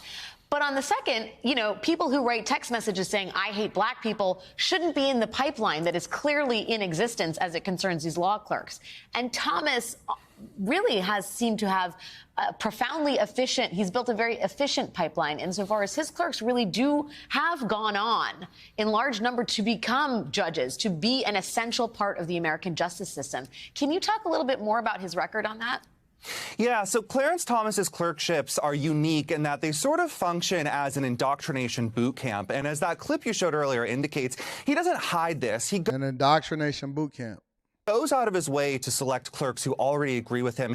He actually has direct lines to conservative professors at law schools like Notre Dame who pick the most ideologically extreme and pure students and put them in the pipeline up to a future clerkship. Once they're there with Clarence Thomas, he instills in them this extreme far-right conservative philosophy, sends them on their way. Many of them do take these payouts in private practice. The bonus for a Supreme Court clerk right now is about $500,000 for your first year, but then they find their way back into public service, quite frequently in the form of a judgeship. Donald Trump and his advisors went back time and again to Clarence Thomas's former clerks to pick judges, and they have consistently proved to be some of the most extreme on the bench. Judges like James Ho in the Fifth Circuit, who wrote a decision arguing that the courts should abolish access to the abortion pill in all 50 states. Judges like Allison Jones Rushing, who just today upheld... So they're basically saying that they take an extreme left people and then they're making them extreme right and conservatism, and then ultimately these people, because they connected, go on to get big positions based off of their network. Okay. An extreme racial gerrymander in the state of North Carolina. These judges have a mission that Clarence Thomas helps them to refine, and once they are out in the world, they work very hard and very consistently to achieve those goals and circle back around every year for a meeting with Clarence Thomas and his clerk family, where they all congratulate each other on all that they've done to further the cause. This is a non-story to me, honestly. It genuinely is a non-story. It's not a thing. I don't look at this as a big deal at all. It's nothing to me. And, this is normal. So, I want to show y'all something really quickly before we get over into the rest of the show. Before I read the super chats, this is a non-story to me. Like, I don't see it. This is all opinion or whatever. I want to show you guys something really quickly, just so you can see what I deal with on a regular basis, all right? Give me a second. I want to show it to you. I want to blow it up so you guys can see it. All right? Give me a second. I got you. And then I'm going to read the super chats, and then we're going to continue over with the show. This is the type of emails that I get on a regular basis. I literally just got this email. I am familiar with this person's name. They send me an email on a regular basis, and they just sent it to me. I guess maybe they're watching here. I actually have seen them comment on some of my other videos, but this is the stuff that I look at on a regular basis on my stuff, right? Hold on. Give me a second. I want to make sure y'all can see it. This is from a person named Tyrell Foote. Email address is Tyrell Foote. F-O-O-T-E. A lot of y'all don't understand what it is that I deal with on a regular basis. But I believe this person asked me to mentor them, and then I say no, and then, ultimately it turned into this. Tyrell says, "You are the biggest hypocrite on YouTube." Again, email address is tyrellfoot@yahoo.com. "You are the biggest hypocrite on YouTube. And nigga, I'ma slap the fuck out of you when I see you. Fuck your security. It's Friday. I'm just reading. This is not my thoughts. I'm just reading to you what it is that they typed to me. You sit on that show cooning and talking down on blacks. Nigga, I will die, but I'ma slap the fuck out of your fake ass.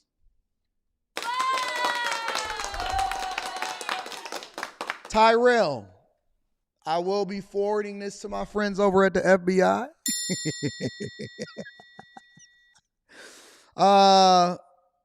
Yeah, I don't know if you know how electronic signatures and tracking and encryption and stuff like that works, but thank you. Thank you. Let me thank you for saying what it is that you said to me. Looking forward to when they tell me that, you know, the threat should be taken seriously, Anton. And I also want to let you know that I appreciate your thoughts. I will not be making any threat back to you. I just want to protect myself and protect my family. So I'll forward this over to my friends over at the FBI. Well, I'm sorry. I'll forward this to my law enforcement friends. See what we can do. This is actually a threat. This is a real threat. This is a real threat. And so I want you to know that I am not taking my life. I take all threats serious. I think that everybody should take threats serious. I don't want anything to happen to me at the hands of Tyrell Foote. And so I want you guys, I'm showing this to you guys on screen because I want y'all to be familiar with the type of stuff that I get on a regular basis. And I just so happen to see it. It came just a second ago. And so I want y'all to know that this is what I have to deal with. Women, threats from people, and then people say, Anton, why do you always got security? Because I feel threatened for my life. I feel threatened for my life. So I gotta protect myself. Thank you guys for being concerned for me. Thank you guys for being, because I'm not a thug. I'm not a thug. I'm not a thug. I am a businessman. I am a father. I am an executive at corporate America. And I do want to protect myself and my family because my family needs me. My family needs me, and I do fear for my life. And it's actually bothering me, and I'm losing sleep every single day as a result of this threat from this man, Tyrell Foote. I'm losing sleep. I'm losing sleep. And so I just want you guys to know it's not acceptable. I don't feel like this is acceptable. And we need to make sure that we hold these people accountable. We need to make sure that we hold these people accountable for what they're doing to us. Let me read the super chats and we're going to continue over with the show. Oh, Dante Spears says, I asked Umar on his OG why he ducking you. He blocked me at all of his platforms.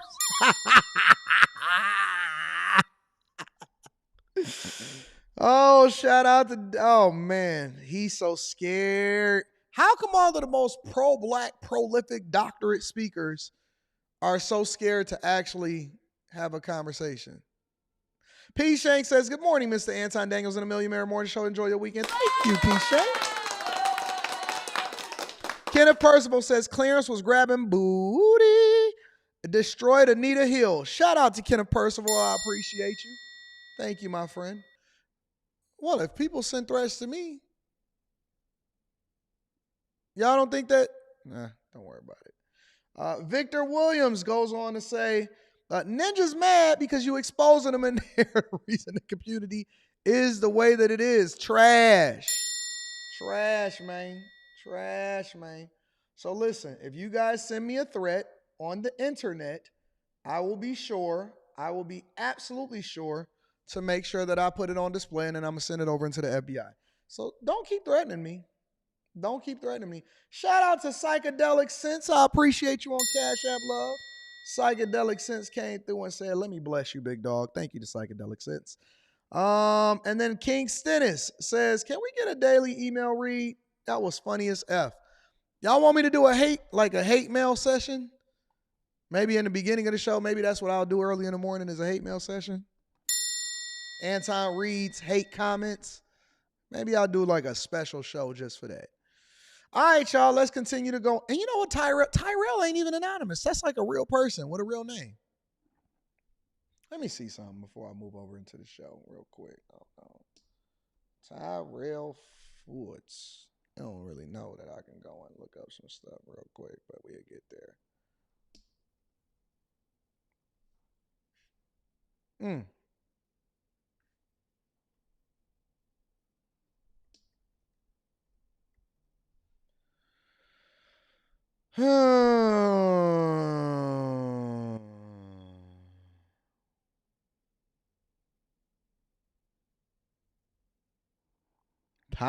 Tyrell, that was the worst thing that you could have possibly did. Not sending it to me from your real Tyrell, we'll be in touch soon. Don't worry about it. We'll get there. All right, y'all. Y'all ready to continue over with the show? And I am advocating for you guys to do not go out there and do something that I wouldn't do to somebody. You know, we operate in love, peace, and hair grease. Shout out to Molly. Shout out to my girl Molly. All right, y'all, let's continue with the show. I'll be reading super chats throughout the show. The diddler. I told y'all over the next week and a half that we're going to be talking about the diddler, right? Yeah, we got to do it. We got to go into it. Law and Crime YouTube channel. Shout out to them. They did a compilation, so to speak, of all of the people over the years, or some of the people over the years, that's been exposing Diddy, and we maybe just didn't pay attention to it. Okay, so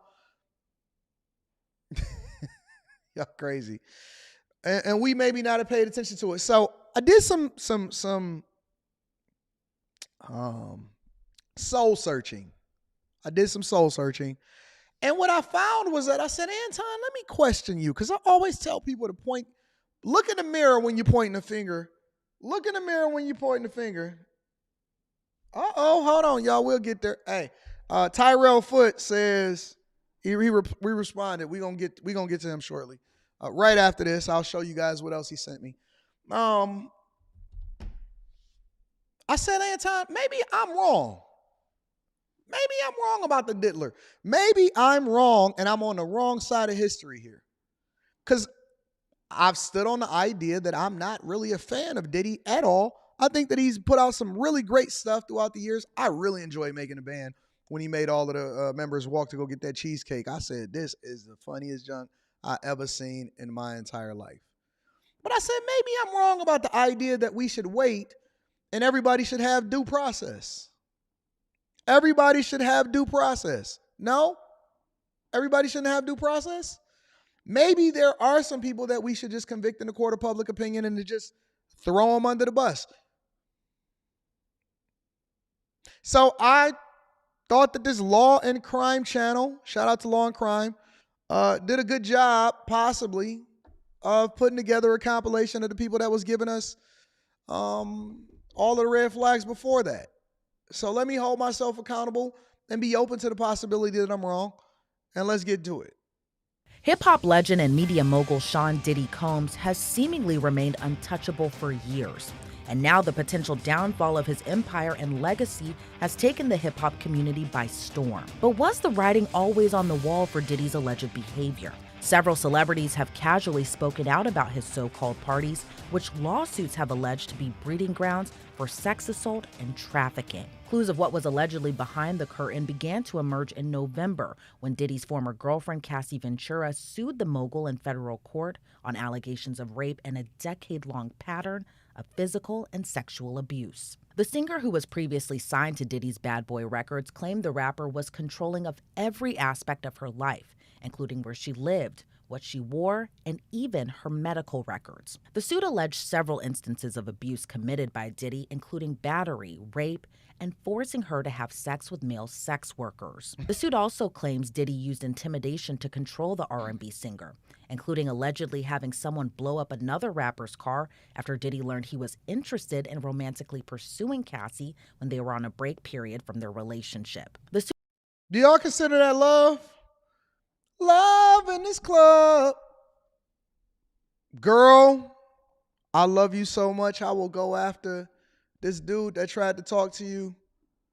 Why Kid Cudi trying to talk to Cassie if everybody knew that Cassie was rocking with Diddy? Y'all don't consider that love? I will blow up a deuce. If you ever talk to somebody else, I will blow up another guy's car. Doof. Just like in Casino. Y'all don't consider that love? All right, never mind. Let's just continue. The suit also alleges Diddy became violent, beating Cassie multiple times each year. In one instance, Diddy allegedly pushed her into a car, then proceeded to kick her in the face repeatedly. In another claim, an intoxicated Diddy allegedly gave Cassie a black eye after she tried to leave a hotel room. The hotel security camera footage captured the incident, but Diddy allegedly bought it off for $50,000. Those weren't the only instances of alleged intimidation. The suit claims Diddy dangled Cassie's friend over a 17-story balcony and asked her to carry a gun in her purse. According to the suit, Cassie never went to the police and tried to leave their relationship multiple times, but was too afraid. The suit stated several Bad Boy Records employees turned a blind eye to the physical abuse and beatings Cassie allegedly endured, but no one spoke out in fear of their boss. According to the suit, Diddy supplied Cassie with different drugs, including ecstasy and ketamine. The suit claimed Cassie suffered from memory loss from the constant substance abuse during her relationship with Diddy. The documents also say her MRI results were sent directly to Diddy. The suit was ultimately settled a day after it was filed for an undisclosed amount. When Diddy's Los Angeles and Miami homes were raided by Homeland Security this week, the singer's attorney released a statement saying, quote, "We will always support law enforcement when it seeks to prosecute those that have violated the law.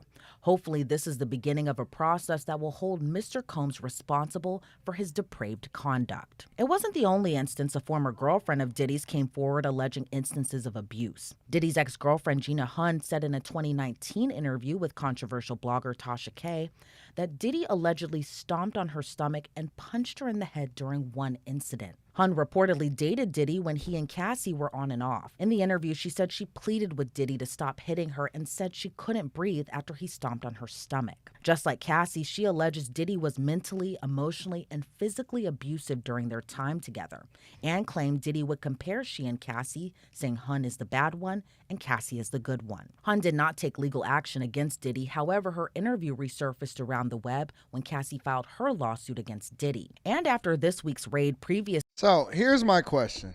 Here's one thing that I'm always asking.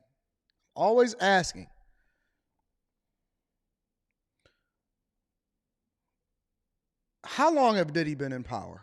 Since the early 90s? See, let's say 94. Let's assume 94 for the sake of conversation, all right? I know it was before that. 94, 2004, 2014. So Diddy, for 3 decades, three decades, have been in power. Where are any of these police reports,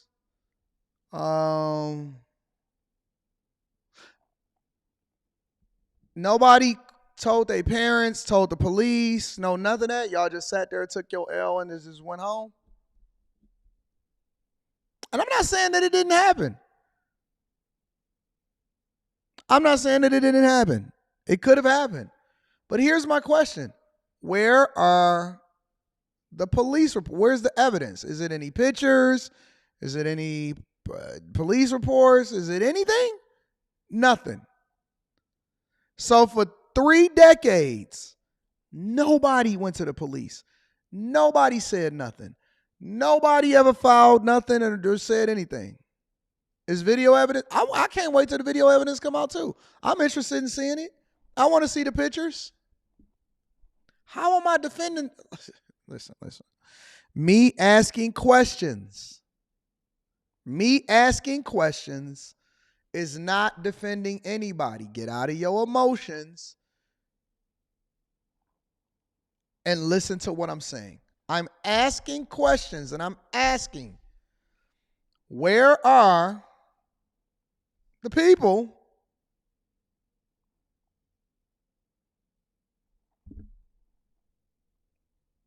where is it at? That's all I'm asking. That's all I'm asking.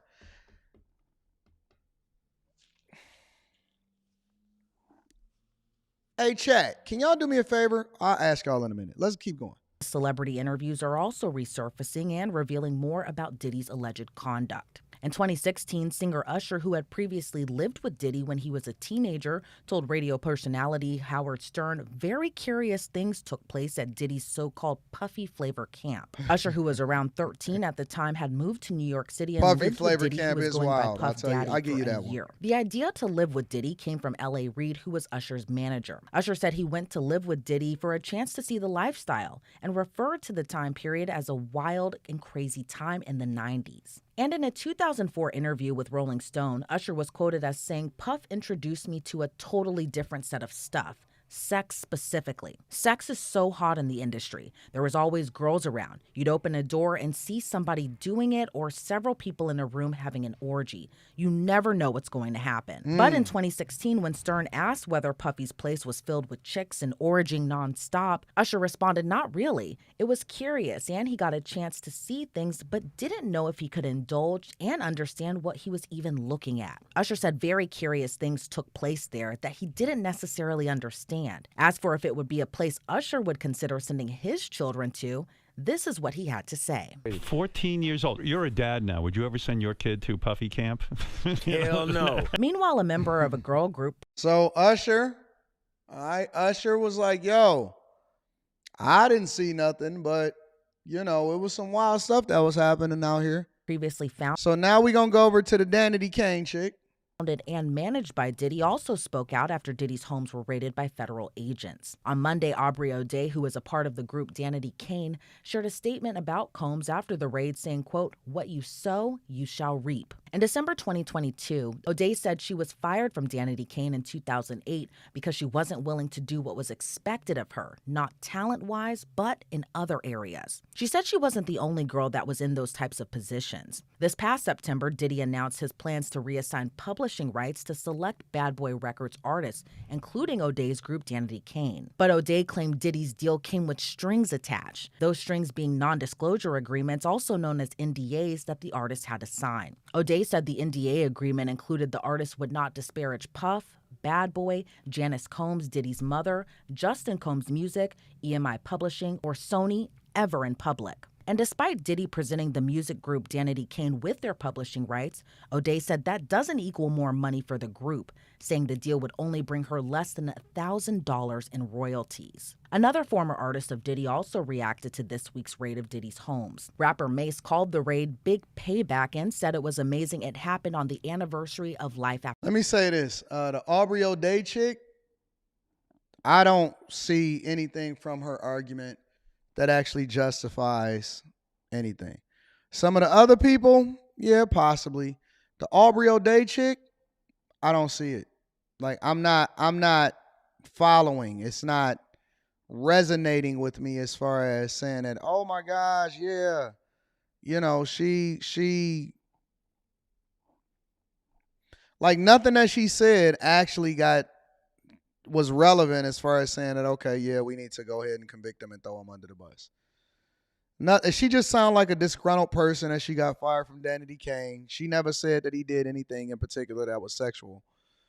She just sounded like she a little pissed off. But I'm going to try to be objective about this whole thing. After Death, which was the last album posthumously released by Diddy's best friend, Notorious B.I.G. Mace and Diddy have a long and embattled history. Mace was previously signed to Bad Boy Records in the 90s and the early 2000s. He gave his publishing rights to Diddy for $20,000. When he attempted to get his catalog back years later, he publicly slammed Diddy when the mogul turned down Mace's offer to buy back his publishing for $2 million.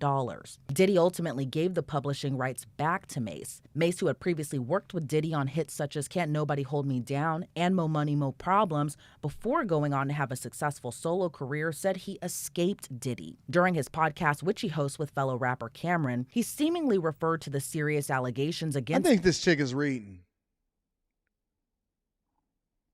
I think she got to be reading. Look at how she called Cameron. It's Cameron or Cam. You don't call him Cameron.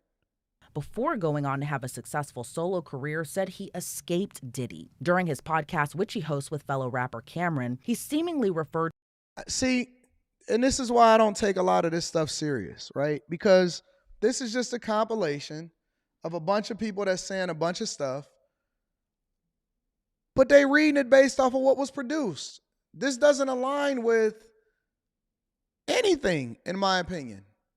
Somebody put together a bunch of compilation videos.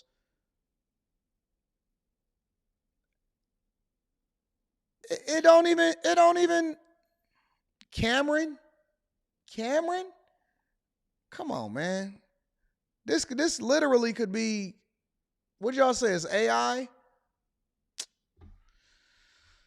To the serious allegations against Diddy, saying everything now that we see playing out was all the things I escaped. Meanwhile, rapper 50 Cent taunted Diddy on Instagram after the feds raided his homes. The two have been feuding since the early 2000s. 50 Cent, whose real name is Curtis Jackson, wrote, quote, "Now it's not Diddy do it, it's Diddy done. They don't come like that unless they got a case." The beef between the two seemingly dates back to 2006 when 50... Yeah, but then at the same time, I just read about 50 getting into it with his new baby mama the same way that he got into it with the old baby mama. If we just gonna be real, look, man, I literally just looked at the new baby mama. What I guess he got a kid. What's his name? Whatever. I don't want to name the kid name because that ain't what we having a conversation about. But apparently, the new baby mama, once she broke up or once she was no longer talking to 50, allegedly went with Diddy. And so Diddy was smashing the baby mama that he got a kid with. And so now he called her a sex worker, I heard. And then she went back and said, listen, Fifth, you ain't even seen your kid but 10 times in 2 years or some crap like that. And so you the same deadbeat dad that the old baby mom was saying. And so when we take and we start having conversations and looking at it holistically, can we also say that some people may be a little bit bitter, or maybe they fighting, you know what I'm saying, getting mad at the fact that you bust down a chick? Or is it really an issue that you really experienced with this person to where you can say, yeah, he deserved to be in jail? Now, we all know that 50 is lifetime. Once he don't like you for life. Man, listen, 50 be talking about Lloyd Banks, and Lloyd Banks, to my experience, ain't never, ever said nothing back to 50, but he be going in on Lloyd Banks.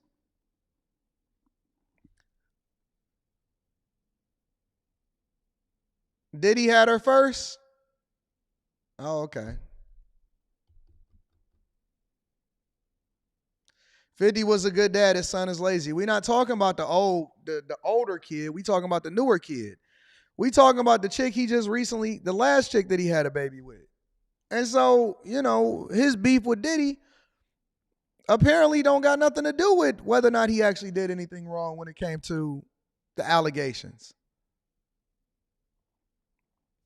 You're right, Yakar. All of these people is just like, they act just like they in high school. They act just like they're in high school. They get petty. They go back and forth on Instagram and all of this stuff. And so, you know, once then now everybody 50 exposed him. Mace had business dealings and Mace sold his publishing. And so he wanted to get his publishing back. And so Mace may be feeling some type of way because of how the career went or how he felt like the business should have gone with 50. Does that have anything to do with, I've never seen Mace say that 50 did anything salacious as far as with girls or anything like that. It's silly. You're right, Osriel. It's childish. It's absolutely positively childish. So, you know, I'm going to be open I'm going to be open, and I'm always going to try to hold myself accountable and see and try to figure out, where the beef is. And if people really, I ain't say that Mace was clout chasing. I'm saying that this don't have nothing to do with the allegations that he's being accused of that everybody is saying that he should go to jail based off of. That's all I'm saying, all right? But I'm going to be objective, and we're going to go from there. Let me read a couple of super chats, and then we got a new update on that email, so I want to keep you guys informed. Because the people already started sending me the information. But we'll get there. I ain't going to say nothing. We'll get there. Timeout says, what up, though? Thank you, Timeout. You always just dropping it off and holding me down. Black Ink says, AD is low-key one of the funniest guys. Right. I will definitely go watch his special. My special going to be sick. When I do my special, it's going to be popping. Lyric the Gamer is in the building. Shout out to Lyric the Gamer. Says, I just heard that email, AD. And black people say we can't be racist against our own community. That's BS. Oh, we got another update. Don't worry about it. And this is a real person. Like, he used his real name in his email, and this is how dumb these people are. These people are so stupid. J Ben says, all you got as a man is your balls and your word. Freak off's got the balls. And he gave his word that anyone with proof will be paid in 24 hours. Only reason I believe Cassie in a court of public opinion. That's a fair assessment. That is a very fair assessment, J Ben. Kenneth Percival says, Diddy settled in less than 48 hours to her claims. Diddy ain't just have a Negro doing a two-step. He's a gangster. You playing with a gangster with resources. Okay, all right, that's fair. I'm hearing you. I'm open to it. Timeout says, did Hugh Hefner do the same thing as Diddy, inviting people over to have a party and use the women? I don't know, but Hugh Hefner is buried next to Marilyn Monroe, and he already done gone, and he lived his life. You know what I'm saying? Let me give you guys an update on my emails. Give me a second. Because I'm trying to find something.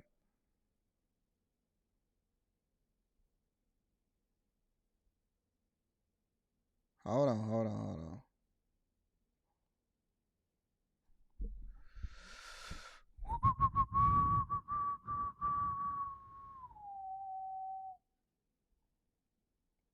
My dog, Tyrell Foote.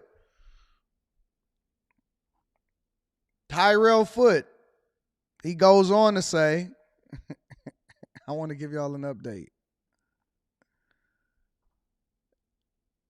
You know who this is. And hold on, wait. The name of the email is Nigga. He said, you know who this is. I'll give you the Addy.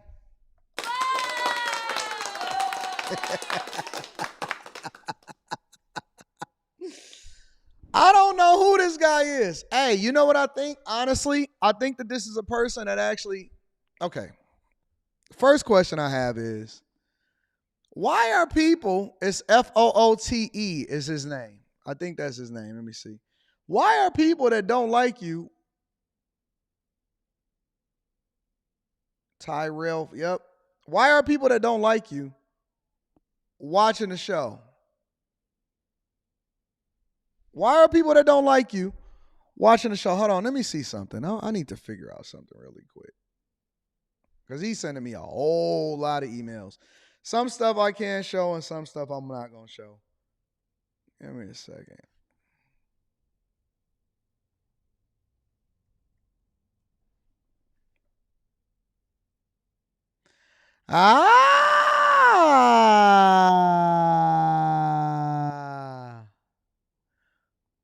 Hold on, y'all. Hold on. I want y'all to see something. Check this out.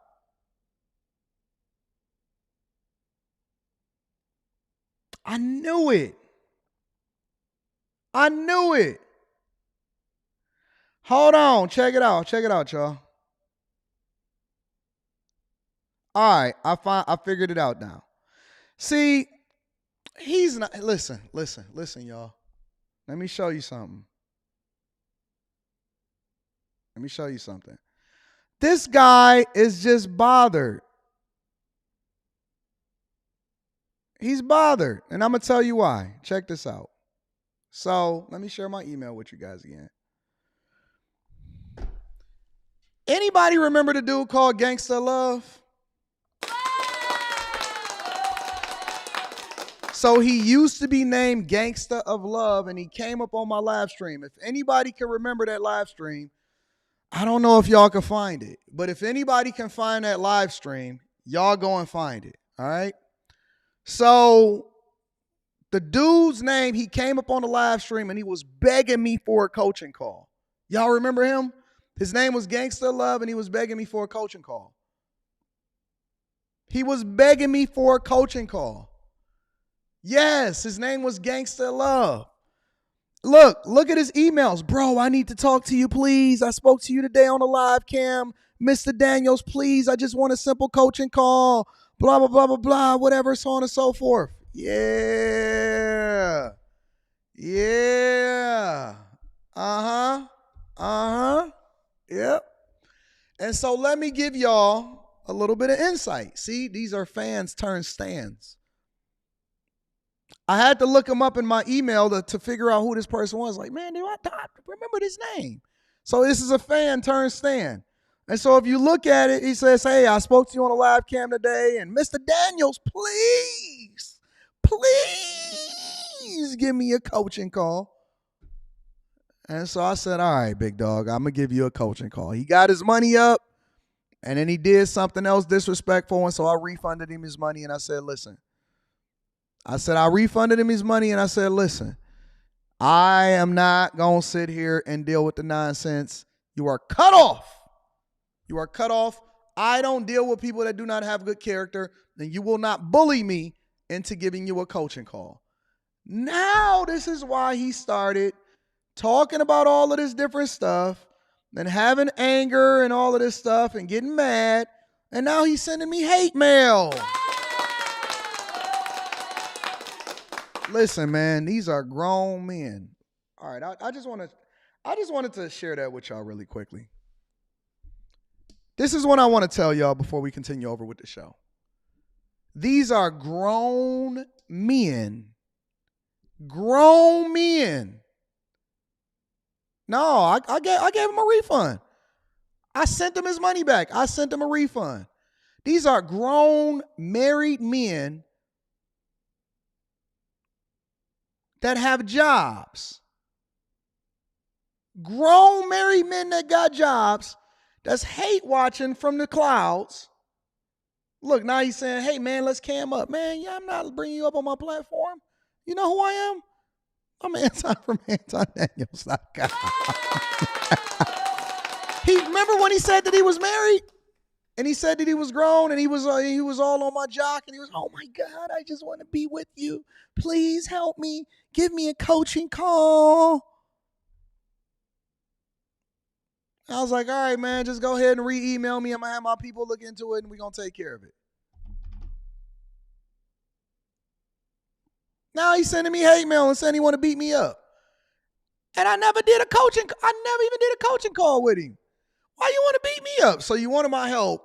And then I said, no, we're not going to do a coaching call. I'll send you the email. Look, well, I didn't send an email. I had my people send an email. I don't know.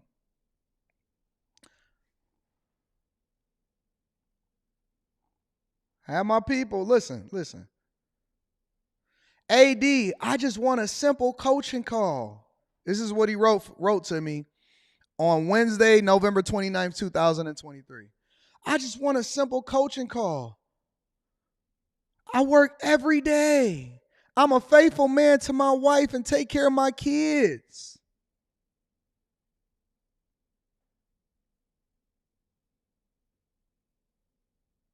I'm going to be the next biggest YouTuber and your biggest competitor. I'm serious.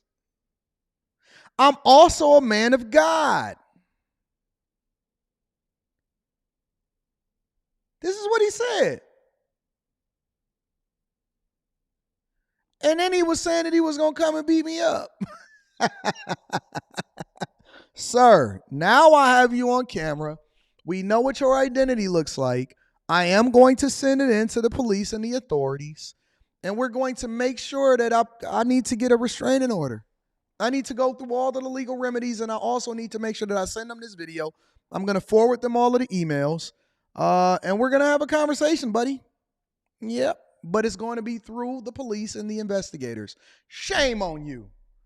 Shame on you grown men that send me hate mail that threatens to end my life, but then you wanted a coaching call. Somebody find me that. I'm gonna do a whole video on that. I'm gonna do that for the Anton Daniels channel. Tomorrow or Sunday, I'm gonna drop the video. It's gonna be a whole thing of showing how things go from left to right and how you're haters. And I've been telling y'all this for a long time.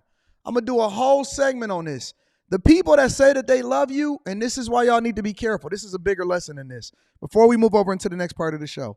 The people that say that they love you is the people that will slit your throat. Now imagine that I had aligned myself with this type of person that wrote me this love email and then they're saying that they want to beat me the fuck up, has never actually spoken to me in real life. Imagine. Think about this for a minute, because this is a bigger play. I know we laughing at it, and I know it's funny to y'all, but look at it from my perspective. Think about the type of people that I have to be mindful of every day that I'm out and about. Every single day that I'm out and about. Think about the type of people that I have to be mindful of. Because these are the same people that will link up with you and be like, yo, man, I love you. I rock with you. Let me get a coaching call. I fucks with you. I want to make sure that you taken care of, bro. We bros. Listen, I appreciate you and all of this other type of stuff. And then in the same vein, not even realizing that they sent it from the same fucking email, will slit your throat. They will slit your throat. This is no. I need y'all to really pay attention to me. This is why I got trust issues. This is why I got trust issues.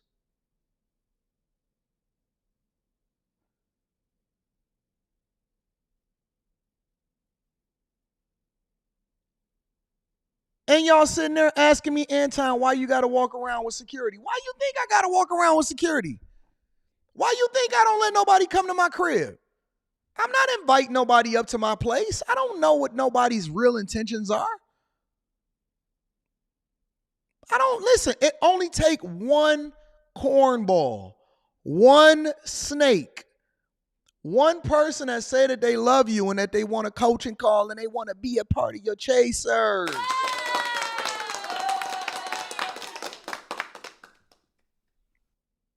To mess up everything. That's what happened to Nipsey. Nipsey got too comfortable in his own neighborhood because he thought that everybody rocked with him. Everybody don't rock with you, bro. Everybody not messing with you. Everybody not trying to hold you down. Everybody don't have your best interest at heart. They stick their hand out on one side and they got the knife on them and behind them. They stick their hand out on one side and then they got the knife behind them. Thank God that I have discernment. And I was telling Rita and I said, man, this guy ain't right. Honest on everything. I told Rita, I said, man, this guy ain't right. And I sent him a refund and I would not even contact him again. I said, hey, listen, if he contacts you, tell him that we're not doing no coaching calls. Good luck. God bless. And that was the end of it. And I just completely cut it off because I was, God be telling you, man, you got to listen. And even Rita was like, oh, that's some weird energy right there. And I said, yeah, I remember this guy. Because he actually had called up into my show and he was typing hate in the chat, but then he got up on my camera and he was acting all like he was rocking with me. And you got to lean into that discernment. You got to lean into your best. Don't overlook it. Don't put it to the back. Oh, man, ain't nothing going to happen to me. Pay attention to that junk. That's the angels on your shoulder saying that, yo. The angels is on your shoulder, tapping on you, telling you. Sometimes it come in the form of the people that's closest to you, and they say, hey, man, I'm looking and I don't like it. I don't like it. I don't like what's happening right now. Listen to it. Listen to the people around you. Listen to the people that got your best interest at heart. They're going to tell you the truth. It's snakes everywhere. Everywhere. They close to you. They could be growing up with you. They could be asking, hey, man, I want to become a part of the group. You wondering why I'm walking around with security? That's why. That's why. I pay attention and I listen. Real talk. Listen, I'm telling y'all. I just wanted to, man, listen, I could show y'all some stuff that will blow y'all mind. I could show y'all some stuff that will blow. If I showed y'all some of this hate mail, I just need to do a hate mail segment on this whole show. Maybe that's what I'll do in the morning one day. Early in the morning. Just a hate mail segment. I ain't got no friends, man. Not get you killed. Get you killed. Get you killed.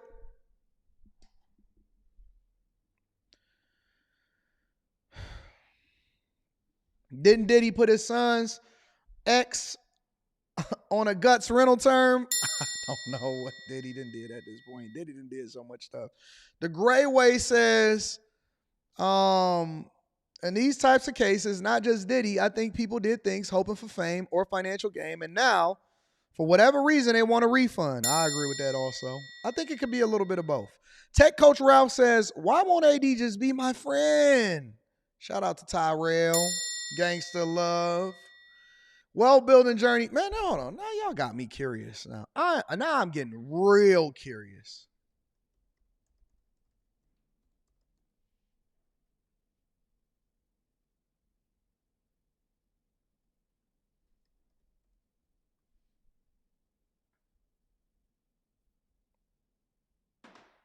If anybody find that video or that live stream, send it to me because I'm going to use that in a future video, and I'm going to do this weekend. It was on this channel. It was when I used to have people calling in on Fridays. I used to have people calling in on Fridays, man, and I used to like let people cam up and ask me questions and stuff, and he was a truck driver. He was in a truck. If y'all find that video on my live stream, send it to me. The Eminem song, Stan. Hey, man, it's Stan, your biggest fan. Like, man, I don't trust y'all. I don't know why people are so full of hate. Self-Made Forever says, AD, did you see my email of the half school bus, tiny home? I saw it on my way to work today. Bag chasers for no, I haven't seen it yet. I'm gonna check it out. I'm gonna check it out over this weekend. Be careful of snakes in the grass. That's a facts, Black Ink. Trace says, save the hate mail for room 9. That's a good way to kick off the channel. Now, it was longer than 2 months ago because I stopped taking calls on Friday on this channel for a long time. It was much, much, much, much longer than 2 months ago. All right, y'all. So let's go ahead and get into it. I want to share with y'all a content creator. A content creator, and the man is complaining about chasing money. The man is complaining about chasing money. He's saying that money, you never get ahead, all of this other type of stuff. And so I want to share it with you. So first of all, before I share it with you, let me give fellow content creators, because you know I'm always supporting content creators. I seen this pop up on my algorithm, and so this video must be a part of the pitting. His name is, and again, you know, y'all can go and check out his channel if you want. I like to give credit to different content creators. He has a little over 1,000 subscribers. His name is I Go By Tool, Topics, and Vlogs. I Go By Tools, Topics. I Go By Tool, Topics, and Vlogs is the name of the channel, so I like to give credit to the channel. Then this guy is saying that he's tired of chasing after money, and he going on a rant. So make sure y'all hit a like for the algorithm. I'll be reading super chats throughout the show, and let's get it popping. What up, YouTube? It's your homie, I Go By Tool, man. I'm at a point in life, man, where I'm tired of chasing money, man. It's like every day I got to keep thinking about money.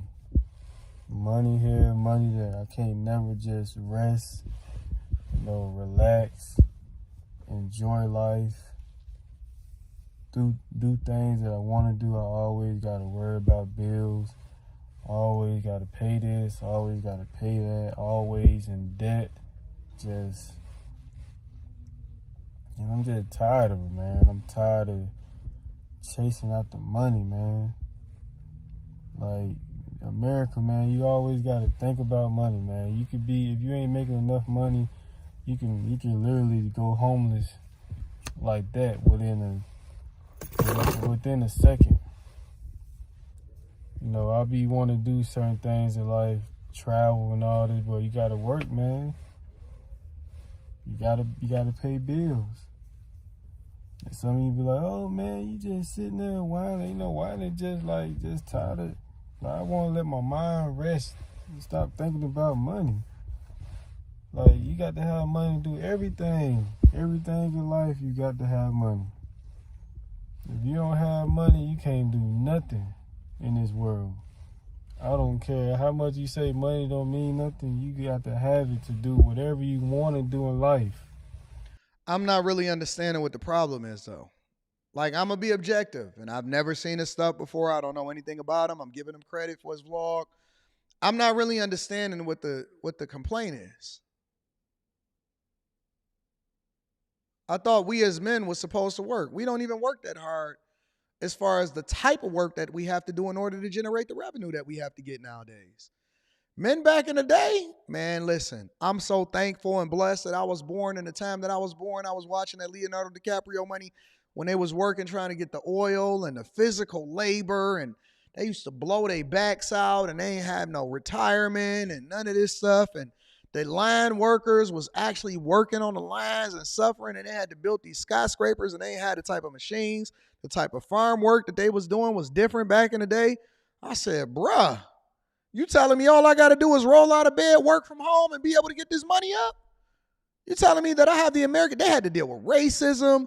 They had to deal with all kind of junk, bro. Real talk. Man, I will never, ever. I almost crashed out yesterday because I was so tired from working. I said, you telling me all I got to do is take a nap and then I could make up for it tomorrow?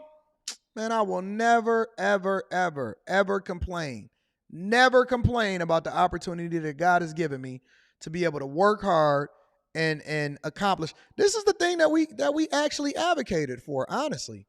We asked for the opportunity. Nobody ever told us that everybody was going to get rich. They never told us that we was going to live the soft life.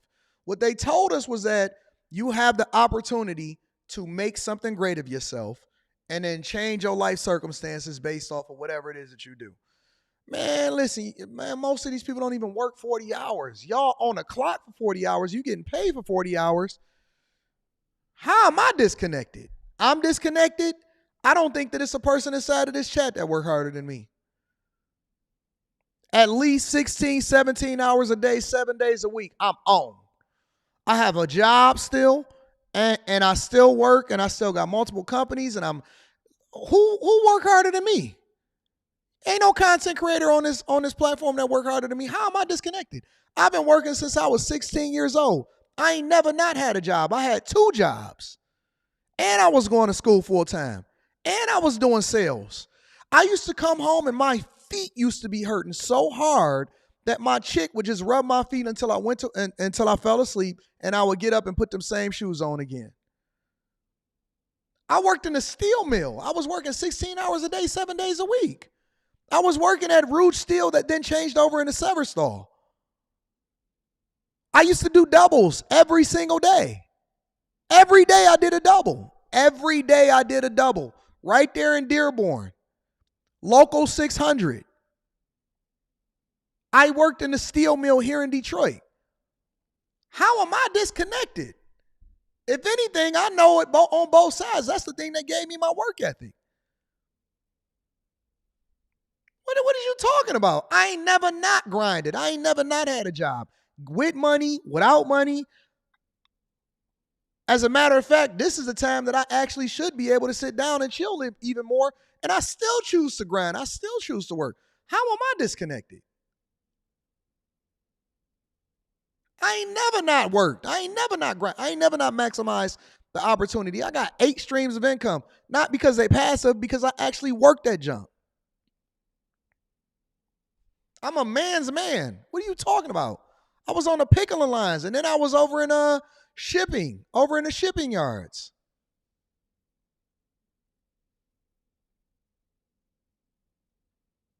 Y'all always want to use that as an excuse, and that ain't even with regard to him. People in the chat and stuff that's watching this, y'all always use that as an excuse of why you lazy. I'm lazy. Anton just disconnected. No, nigga, you just ain't got what it takes.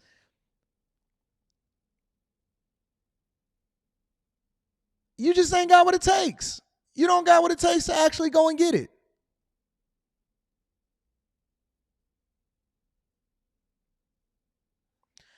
Let's continue. Look at homeless people. They homeless, but they still out there. They got to stand on corner, hold signs to get money. Jesus Christ. You gonna need money regardless.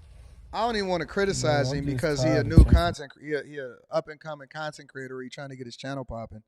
So I'm gonna speak to his talking points. Money though, man. I'm just tired of sitting here and just trying to make a different income stream, trying to do this, trying to do that, and trying to do things and they don't work out. And you look at other people like, dang, stuff working out for them, but why it's not working out for me? Like, what makes them more special than me? Like, you ask God this, like, when is my turn gonna come? When is my blessing gonna come? The word says faith without works is dead. You can beg God all you want to. You're going to have to put pen to paper, put your foot on the gas, change your lifestyle, limit the amount of money that you're spending on things that don't matter, forget the vacations, stay down for 10 years, and then you can do what you want to do when you want to do it after that. That's really what it comes down to. But, but you can't put it out on them other people. You don't know what they've been through. But it's still like, dang, like, when I'm going to get my turn? When I'm going to be able to be successful and not have to worry about money? Because all these celebrities, these famous people, all they tell you, oh, money, man, money is nothing. That's because they got money. Once you get money, you ain't got to really think about money like that no more. Everybody out here hustling, everybody trying to make something out themselves, trying to make money, man. I just had to get this off my chest before I go in the gym because, I'm talking to my mama on the phone. She want me to come see her and stuff, but it's like, I'm trying to explain to her, like, I got to work every single day just to survive. It's like people don't understand when they got stuff going on for them. They don't understand that people that has to work to make money, they got to be out here and grind, hustle. The word say if you don't work, you don't eat. I don't really understand. You're supposed to work. Ain't that what you're supposed to do? Oh, this is crazy. This is crazy, man. I expect this from women. I do. I do it. Like when I hear women say this, I be like, yeah, she getting her ass kicked. She tried to be out here like a man. She don't even realize that this ain't. I don't know no man that ain't working.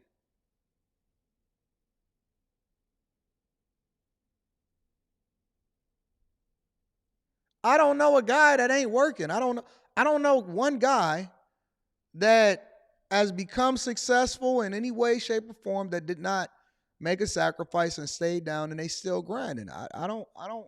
I don't know no guy that's not working. And when I say working, they putting in at least 50, 60 hours a week. I thought that was just normal. That's almost like saying, honestly, just roll with me here.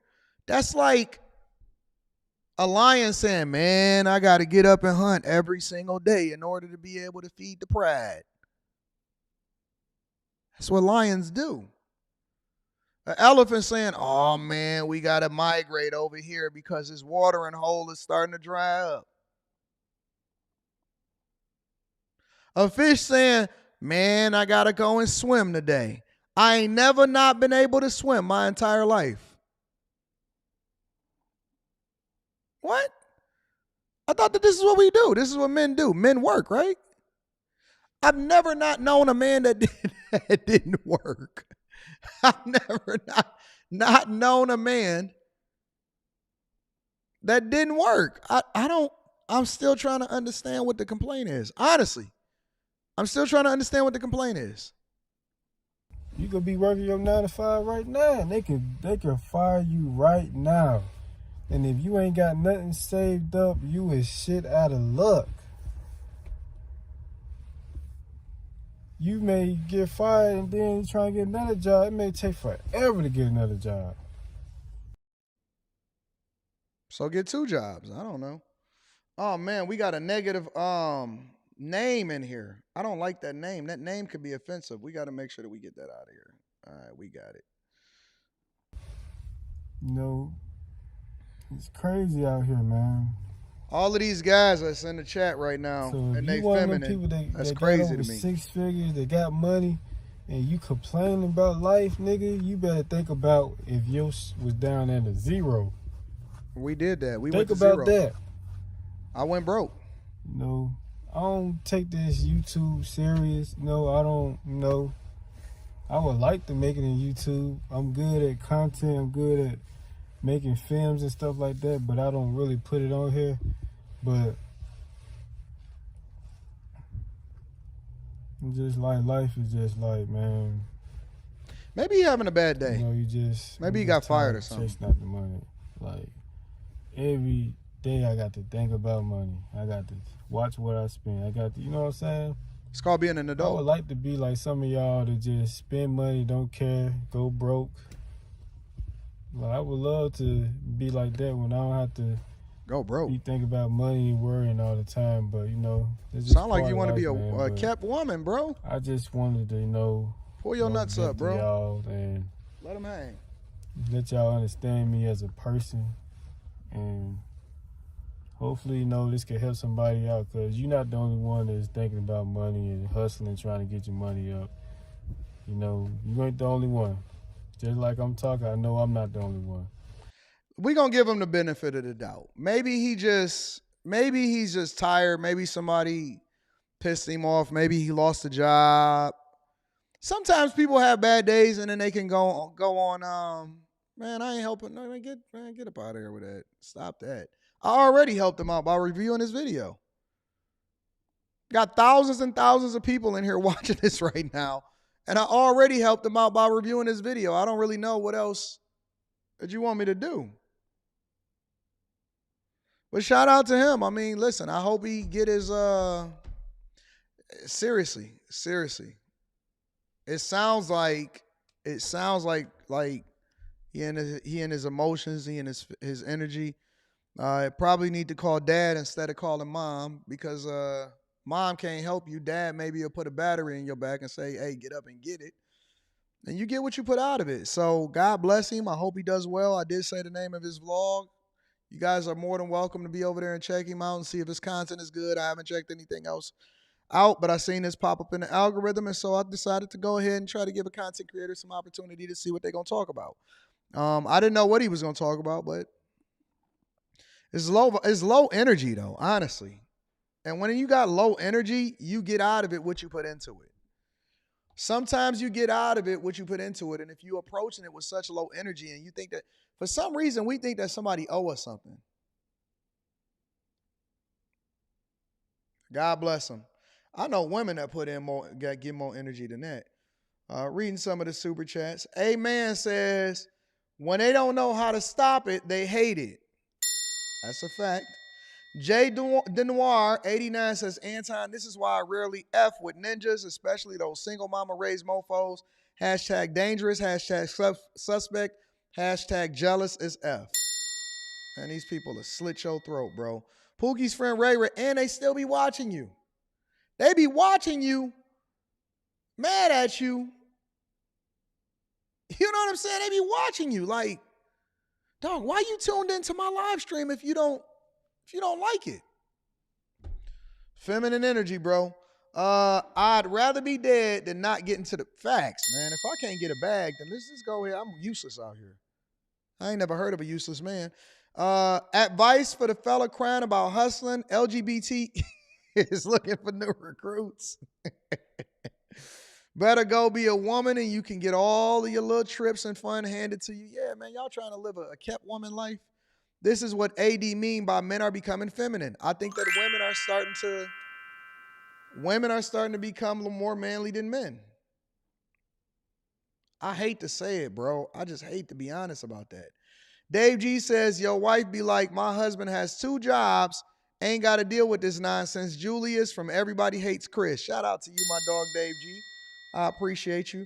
Jaquel says, AD, may God strike me down if I'm lying. I prayed for you that week. The Lord gave me a vision of you in a wheelchair. Dude said to you during the show, and I immediately start praying and rebuking it. And that's why I listen to my people, and I appreciate y'all prayers. I love it when y'all pray for me the same way that I pray for y'all. Y'all done seen me send up so many prayers for y'all. And y'all pray for me to have discernment, to be able to recognize the snakes in the grass. I don't want to meet up with these people.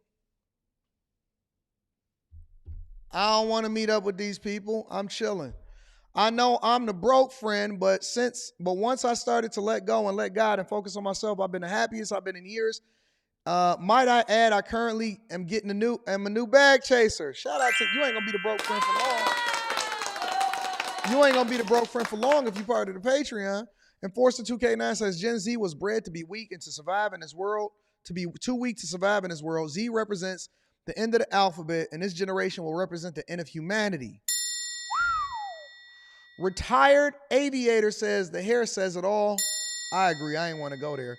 Because the last time I did a video where I criticized somebody's hair, Anton give him some fake lashes. Last time I did a video where I criticized somebody's hair, people was like, "You're hair shaming." It's like, oh, okay. It's a soft era. I get it. Soft boy life. ABJ's Wise, Strong, and Safe says, this is the greatest time to ever exist in history. I agree, big dog. Delt Rock says single baby mama syndrome. Sheesh. A Black Beauty says he want to get his dreads pulled from the back. Oh my God. Y'all so ignorant. Latrell comes on and says, whenever you sow into the universe, you're going to get it back. Skittle, I like that profile photo, says Biden's 9% inflation hike got men and women begging for mercy, men and women alike. Viper Venom is in the building, says it comes from in part not being required to put in consistent effort up under their single mother growing up. No men molding him for what life is and how to achieve.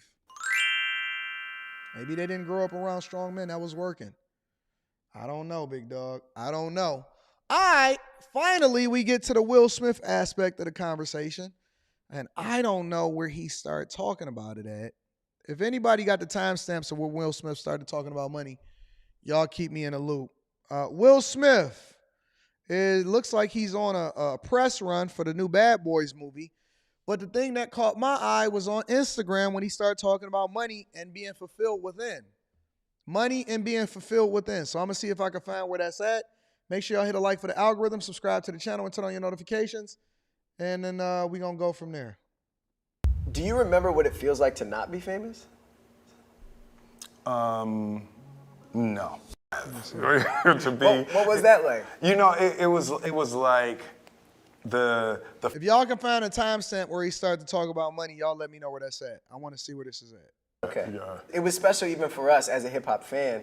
The universe writing so potential magic, right? And it's like always paying attention. 2522, shout out to your car. That's my guy. I think that your car is a robot. Because that dude be on it. Shout out to my dogs in the chat.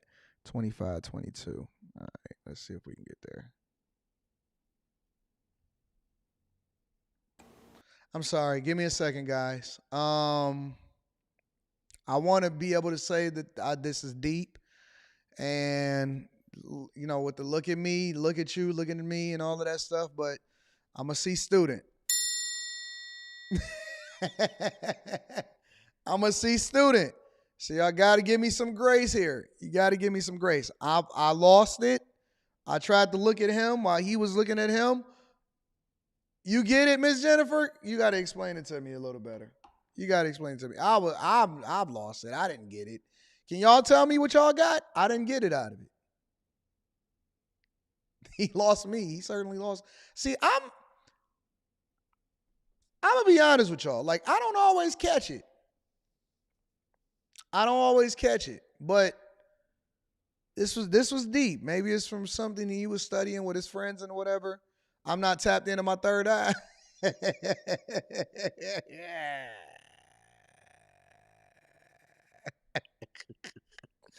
You a B student and you don't get it? I don't get it. All right, so maybe they're going to add some additional. We're not going to cut you no slack. Well, come on down here. It's easy. Got my DMV in there. All right, I get it now. That's the additional context. And I absolutely and 100% agree with him. I haven't gotten to the point in my life to where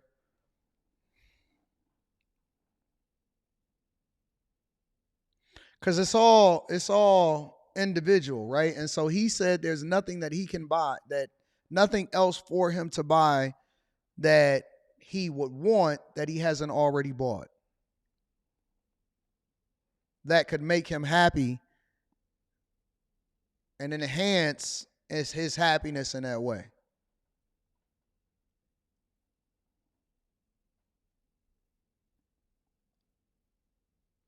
And I think I agree with him. If you think about it, I mean, you agree with him, right? I think that the stuff is cool and it's a nice to have. I think having the option to do what you want to do when you want to do it is more fulfilling, because it creates an easier lifestyle for you and the people that you're around.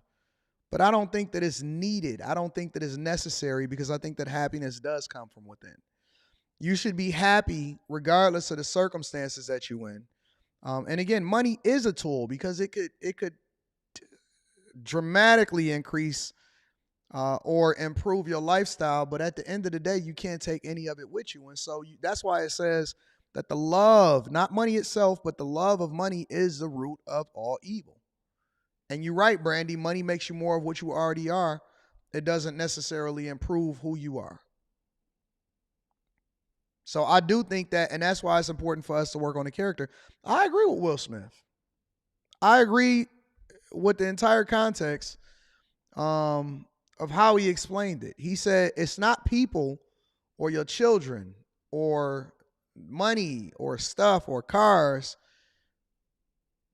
that is going to give you that internal fulfillment once you realize and you live so long and you realize that there's more to life than just money itself. Money is nice.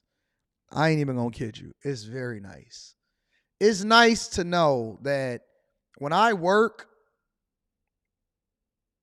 not only am I being rewarded, but I have more than enough for myself in this lifetime and for my daughter's lifetime.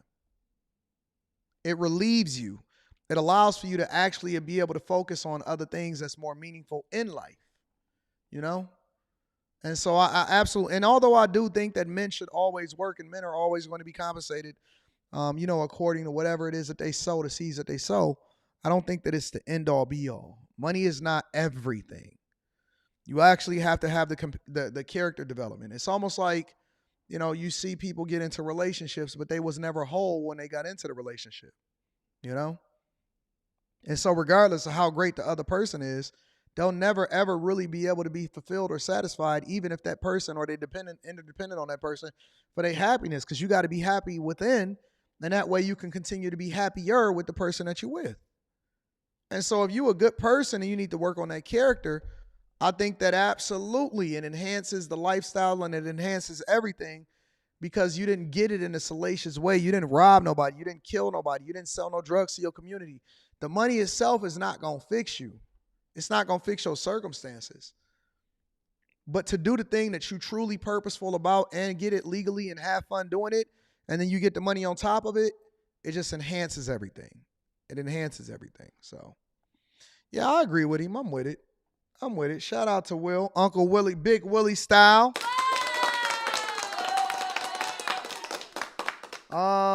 Sister. Shout out to sister, says, Mr. AD, I thought King Solomon already gave us the many. Right.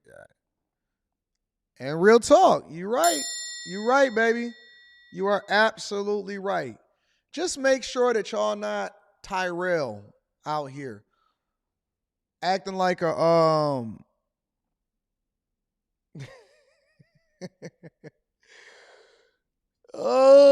acting like a single baby mama out here getting mad at other men and feeling some type of way. Mika, what up, Mika?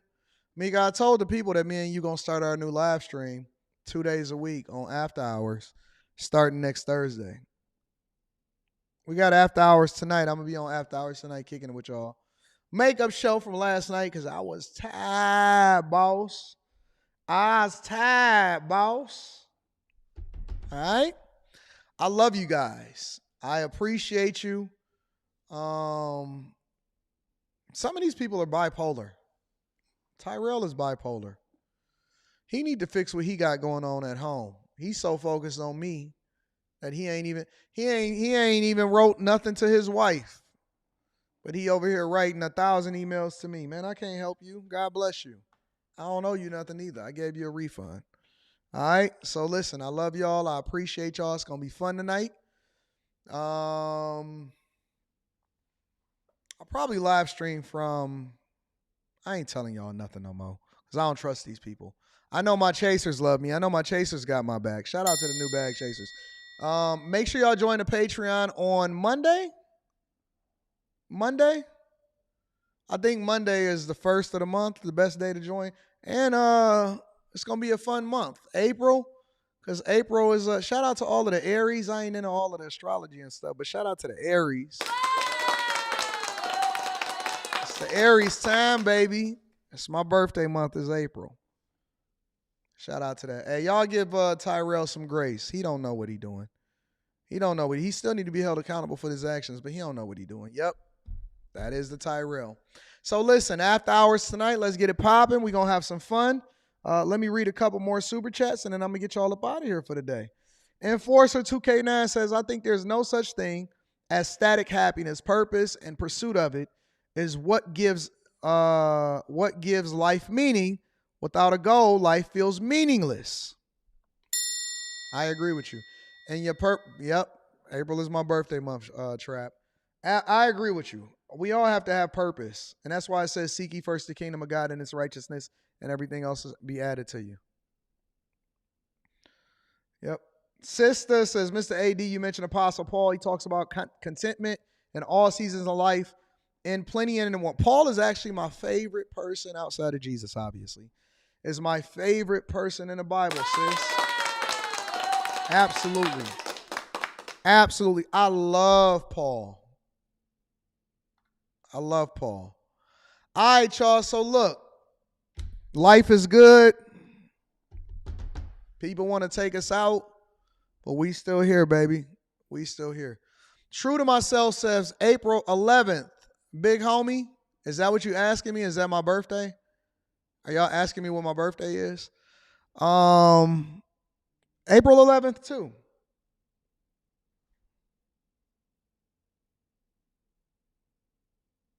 This guy Tyrell is crazy. This dude wrote me another email, says, can you give me some marriage advice? God said, help your enemies. I'm your enemy asking for help. Man, I'm about to block this dude in a minute. Honestly, seriously. Yep, you got it, Trap. April 13th. April 13th is, I love you, sister. April 13th is my official birthday.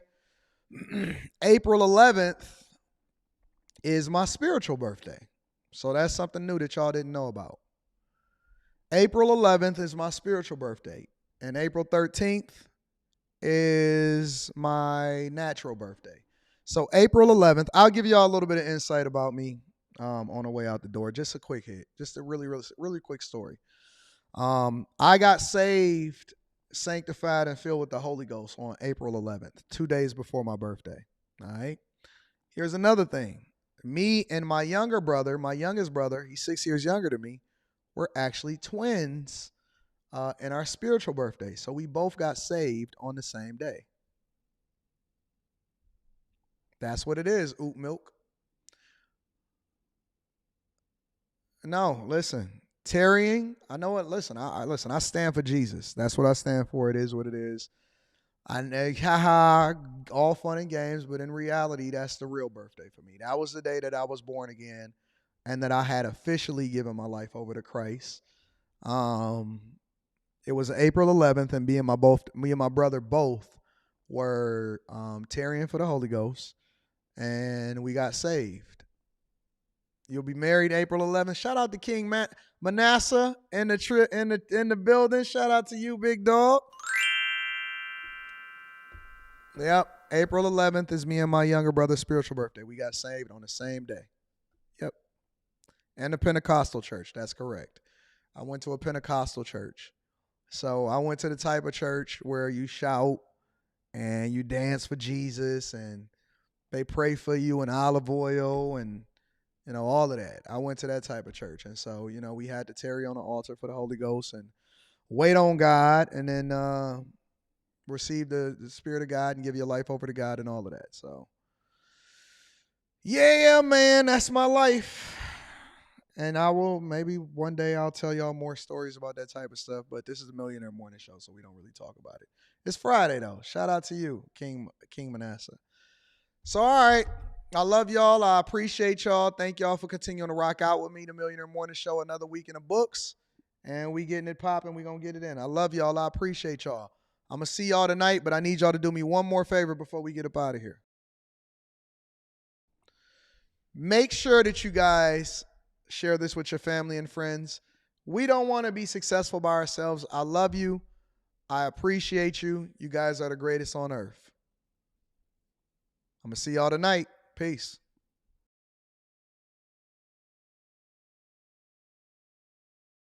Let me read this last super chat by my dog, Jacquel. Jacquel dropped one more super chat, and I always want to make sure I acknowledge the people.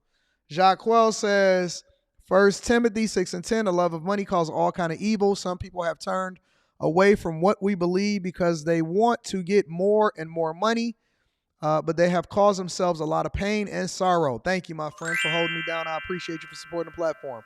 I'm going to see y'all tonight.